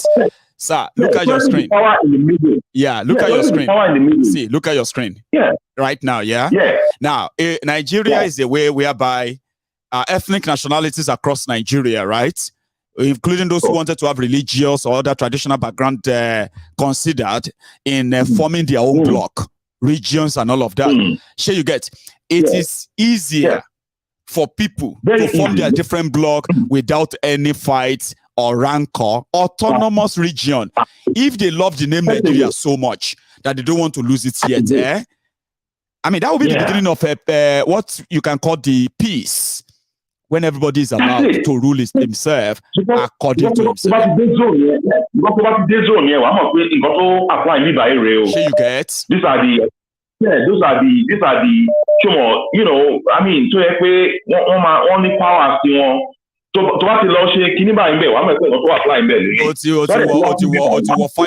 so then you face the music. See, Baba, thank you so much. Okay, I spent enough time with you tonight, and that takes us to the end of the whole show. So people have suggested that I should make our weekend like open mic like this, so everybody can just speak on all of the events of the week, everything that we have done. Yeah, I'll be looking forward to it. So thank you very much. Cheers, man. Thank you very much. And you have a good one. Okay. Yeah. So this is where we're going to draw the curtains. I know there are so many of you who still want to call in. I apologize that the conversation took a longer time when majority of you couldn't get in. I know. I'm sorry. It's just that when you pick up a conversation or a topic, I just want it kind of more detailed. It's not just for myself, but for all of you listening too. You won't agree with everything everyone is saying, okay? But you can indeed pick the ones that you agree with, work on them, okay? And then, you wait for your time as well when you're going to be with us in making your own contribution too. So tonight, I have done my own little. And I appreciate every one of you as well who actually comes in and then, make this more interesting. I will see you some other time. The election is on Saturday next week. And they are already complicating the whole thing, which means more drama ahead. Assassination attempts are already flying, and there's just so much to look forward to. None of them is in any way hopeful, but I'm not going to be your joy killer, okay? Whatever makes you happy. After listening to the facts that you have come across on this program tonight, and with what you know or knew, right? Just do whatever gives you joy, okay? Whatever makes you happy, whatever you want to believe, but you will never forget that facts are different from fiction, okay? So thank you for spending your evening with me or with us. I'm going to see you some other time. Until then, please like that broadcaster before you go. I'll see you some other time. Good night.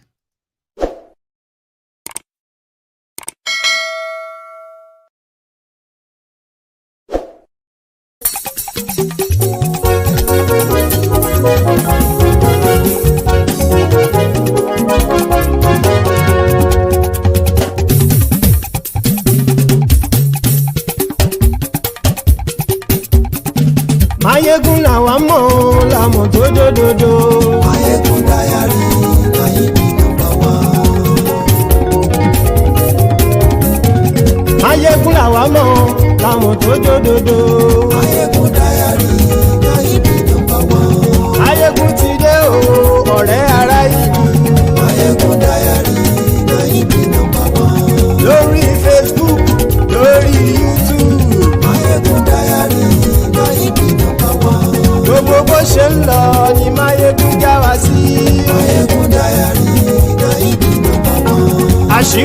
ọ̀jẹ̀lú kì í bò níbẹ̀ o.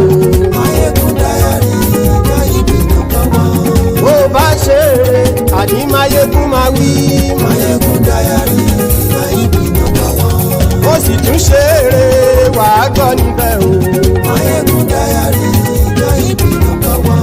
Máyégún dáyàrí pòlítíkò. Máyégún dáyàrí káyídì nọ́mbà wán. Godfatherism kò sí lọ́rọ̀ Máyégún. Máyégún dáyàrí káyídì nọ́mbà wán. Ẹ farabalẹ̀ sẹ́ o kẹgbọ́rọ̀ lẹ́nu o. Máyégún dáyàrí káyídì nọ́mbà wán. Àní Máyégún làwa mọ̀ tó dódòdó. Máyégún dáyàrí káyídì nọ́mbà wán.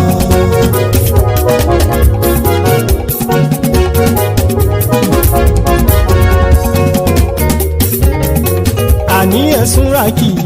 Máyégún ti dé. Máyégún ti dé. Ọ̀jẹ̀lú ẹ̀sùn ràkì. Máyégún ti dé. Àní ẹ̀sùn ràkì. Máyégún ti dé. Lórí Facebook. Máyégún ti dé. Àní ẹ̀sùn ràkì. Máyégún ti dé. Lórí YouTube. Máyégún ti dé. Àní ẹ̀sùn ràkì. Máyégún ti dé. Bọ́ bàbá gbé wúrẹ́. Máyégún máa wí. Àní ẹ̀sùn ràkì. Máyégún ti dé. Ijó ìgbádìyẹ. Máyégún máa wí. Àní ẹ̀sùn ràkì. Máyégún ti dé. Bí pẹ̀sìdó bá rúfin o. Máyégún máa wí. Àní ẹ̀sùn ràkì. Máyégún ti dé. Bí gómìnà kówó jẹ. Máyégún máa wí. Àní ẹ̀sùn ràkì. Máyégún ti dé. Ọlọ́pàá tí ń gba rìbá. Máyégún máa wí. Àní ẹ̀sùn ràkì.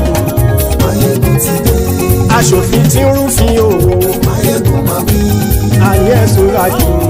Máyégún ti dé. Òkúrọ̀ olóṣèlú. Máyégún máa wí. Àní ẹ̀sùn ràkì. Máyégún ti dé. Ọ̀jẹ̀lú ẹ̀sùn ràkì. Máyégún ti dé. Àní ẹ̀sùn ràkì. Máyégún ti dé.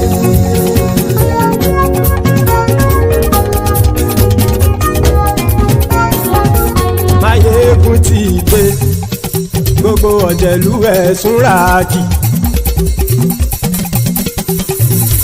Máyégún ti dé. Gbogbo ọ̀jẹ̀lú ẹ̀sùn ràkì. Ṣùgbọ́n ní bá ti ṣe èyí tó yẹ kí wọ́n ṣe, ọmọ bá dèrò ní fi wọ́n níran o. Máyégún ti dé. Gbogbo ọ̀jẹ̀lú ẹ̀sùn ràkì. Máyégún ti dé. Gbogbo ọ̀jẹ̀lú ẹ̀sùn ràkì. Ṣùgbọ́n ní bá ti ṣe yìí tó yẹ kí wọ́n ṣe, ọmọ bá dẹ́rọ̀ ò ní fi wọ́n níran. Wọ́n fowó bẹ́ẹ̀ o. Máyégún ó sọ pé wọ́n ò bẹ́ẹ̀. Wọ́n fowó bẹ́ẹ̀. Máyégún ó sọ pé wọ́n ò bẹ́ẹ̀. Oníkan ṣáàtì ṣe yìí tó yẹ kí wọ́n ṣe fáwọn ará ìlú tó gbé wọn débẹ̀ o. Máyégún ti dé. Gbogbo ọ̀jẹ̀lú ẹ̀sùn ràkì. Máyégún ti dé. Gbogbo ọ̀jẹ̀lú ẹ̀sùn ràkì. Ṣùgbọ́n ní bá ti ṣe yìí tó yẹ kí wọ́n ṣe, ọmọ bá dẹ́rọ̀ ò ní fi wọ́n níran. Kì máa yí ṣe eré. Ọ̀rọ̀ yìí kì í ṣe ẹ̀fẹ̀. Kì máa yí ṣe eré. Ọ̀rọ̀ yìí kì í ṣe ẹ̀fẹ̀. Ẹni bá ti lè lẹ́bọ̀ lẹ́rù o, ọmọ bá dèrò kàṣàyè tú wọn síta. Máyégún ti dé. Gbogbo ọ̀jẹ̀lú ẹ̀sùn ràkì. Máyégún ti dé. Gbogbo ọ̀jẹ̀lú ẹ̀sùn ràkì. Ṣùgbọ́n ní bá ti ṣe yìí tó yẹ kí wọ́n ṣe, ọmọ bá dẹ́rọ̀ ò ní fi wọ́n níran. Tẹnitẹni ọmọ Máyégún ọ̀rẹ́ ara ìlú mọ̀mọ́ ni. Mo fọlọ́run ṣọ́ ẹ̀ bá kìlẹ́bù. Lóòótọ́ olódodo ìlú ọ̀tá ìlú mọ̀mọ́ ni. Ìwọ ṣá máa ń ṣọ́ra kò sì mọ́ bẹ̀rù. Bọ́tà ń lè rí bóníṣègùn lé káwọn mọ̀mọ́ fi ṣera wọn ni. Ó ti dẹrùn tí wọn ò gbọ́dọ̀ sè mọ́bẹ̀. Èèpo ọ̀gọ̀ lọmọ bá dérò tàjẹ́ ò gbọ́dọ̀ jẹ́. Ó ti dọba lórí àbínú ẹni kò sì mọ́ bùyà. Àìsíwọ́lu ní ẹnìkẹ́ ìgbódì ẹyin lábàrá o. Ó kó ẹni tó bá dán wò á kàmù. máyégún ti dé gbogbo ọ̀jẹ̀lú ẹ̀ túnra kì. máyégún ti dé gbogbo ọ̀jẹ̀lú ẹ̀ túnra kì o. ẹ̀yin bá ti ṣe èyí tó yẹ kí wọ́n ṣe ọmọ bá dèrò òní fi wọ́n níran o. máyégún ti dé gbogbo ọ̀jẹ̀lú ẹ̀ túnra kì. máyégún ti dé gbogbo ọ̀jẹ̀lú ẹ̀ túnra kì. ṣùgbọ́n ní bá ti ṣe yìí tó yẹ kí wọ́n ṣe ọmọ bá dẹ̀rọ̀ òní fi wọ́n níran.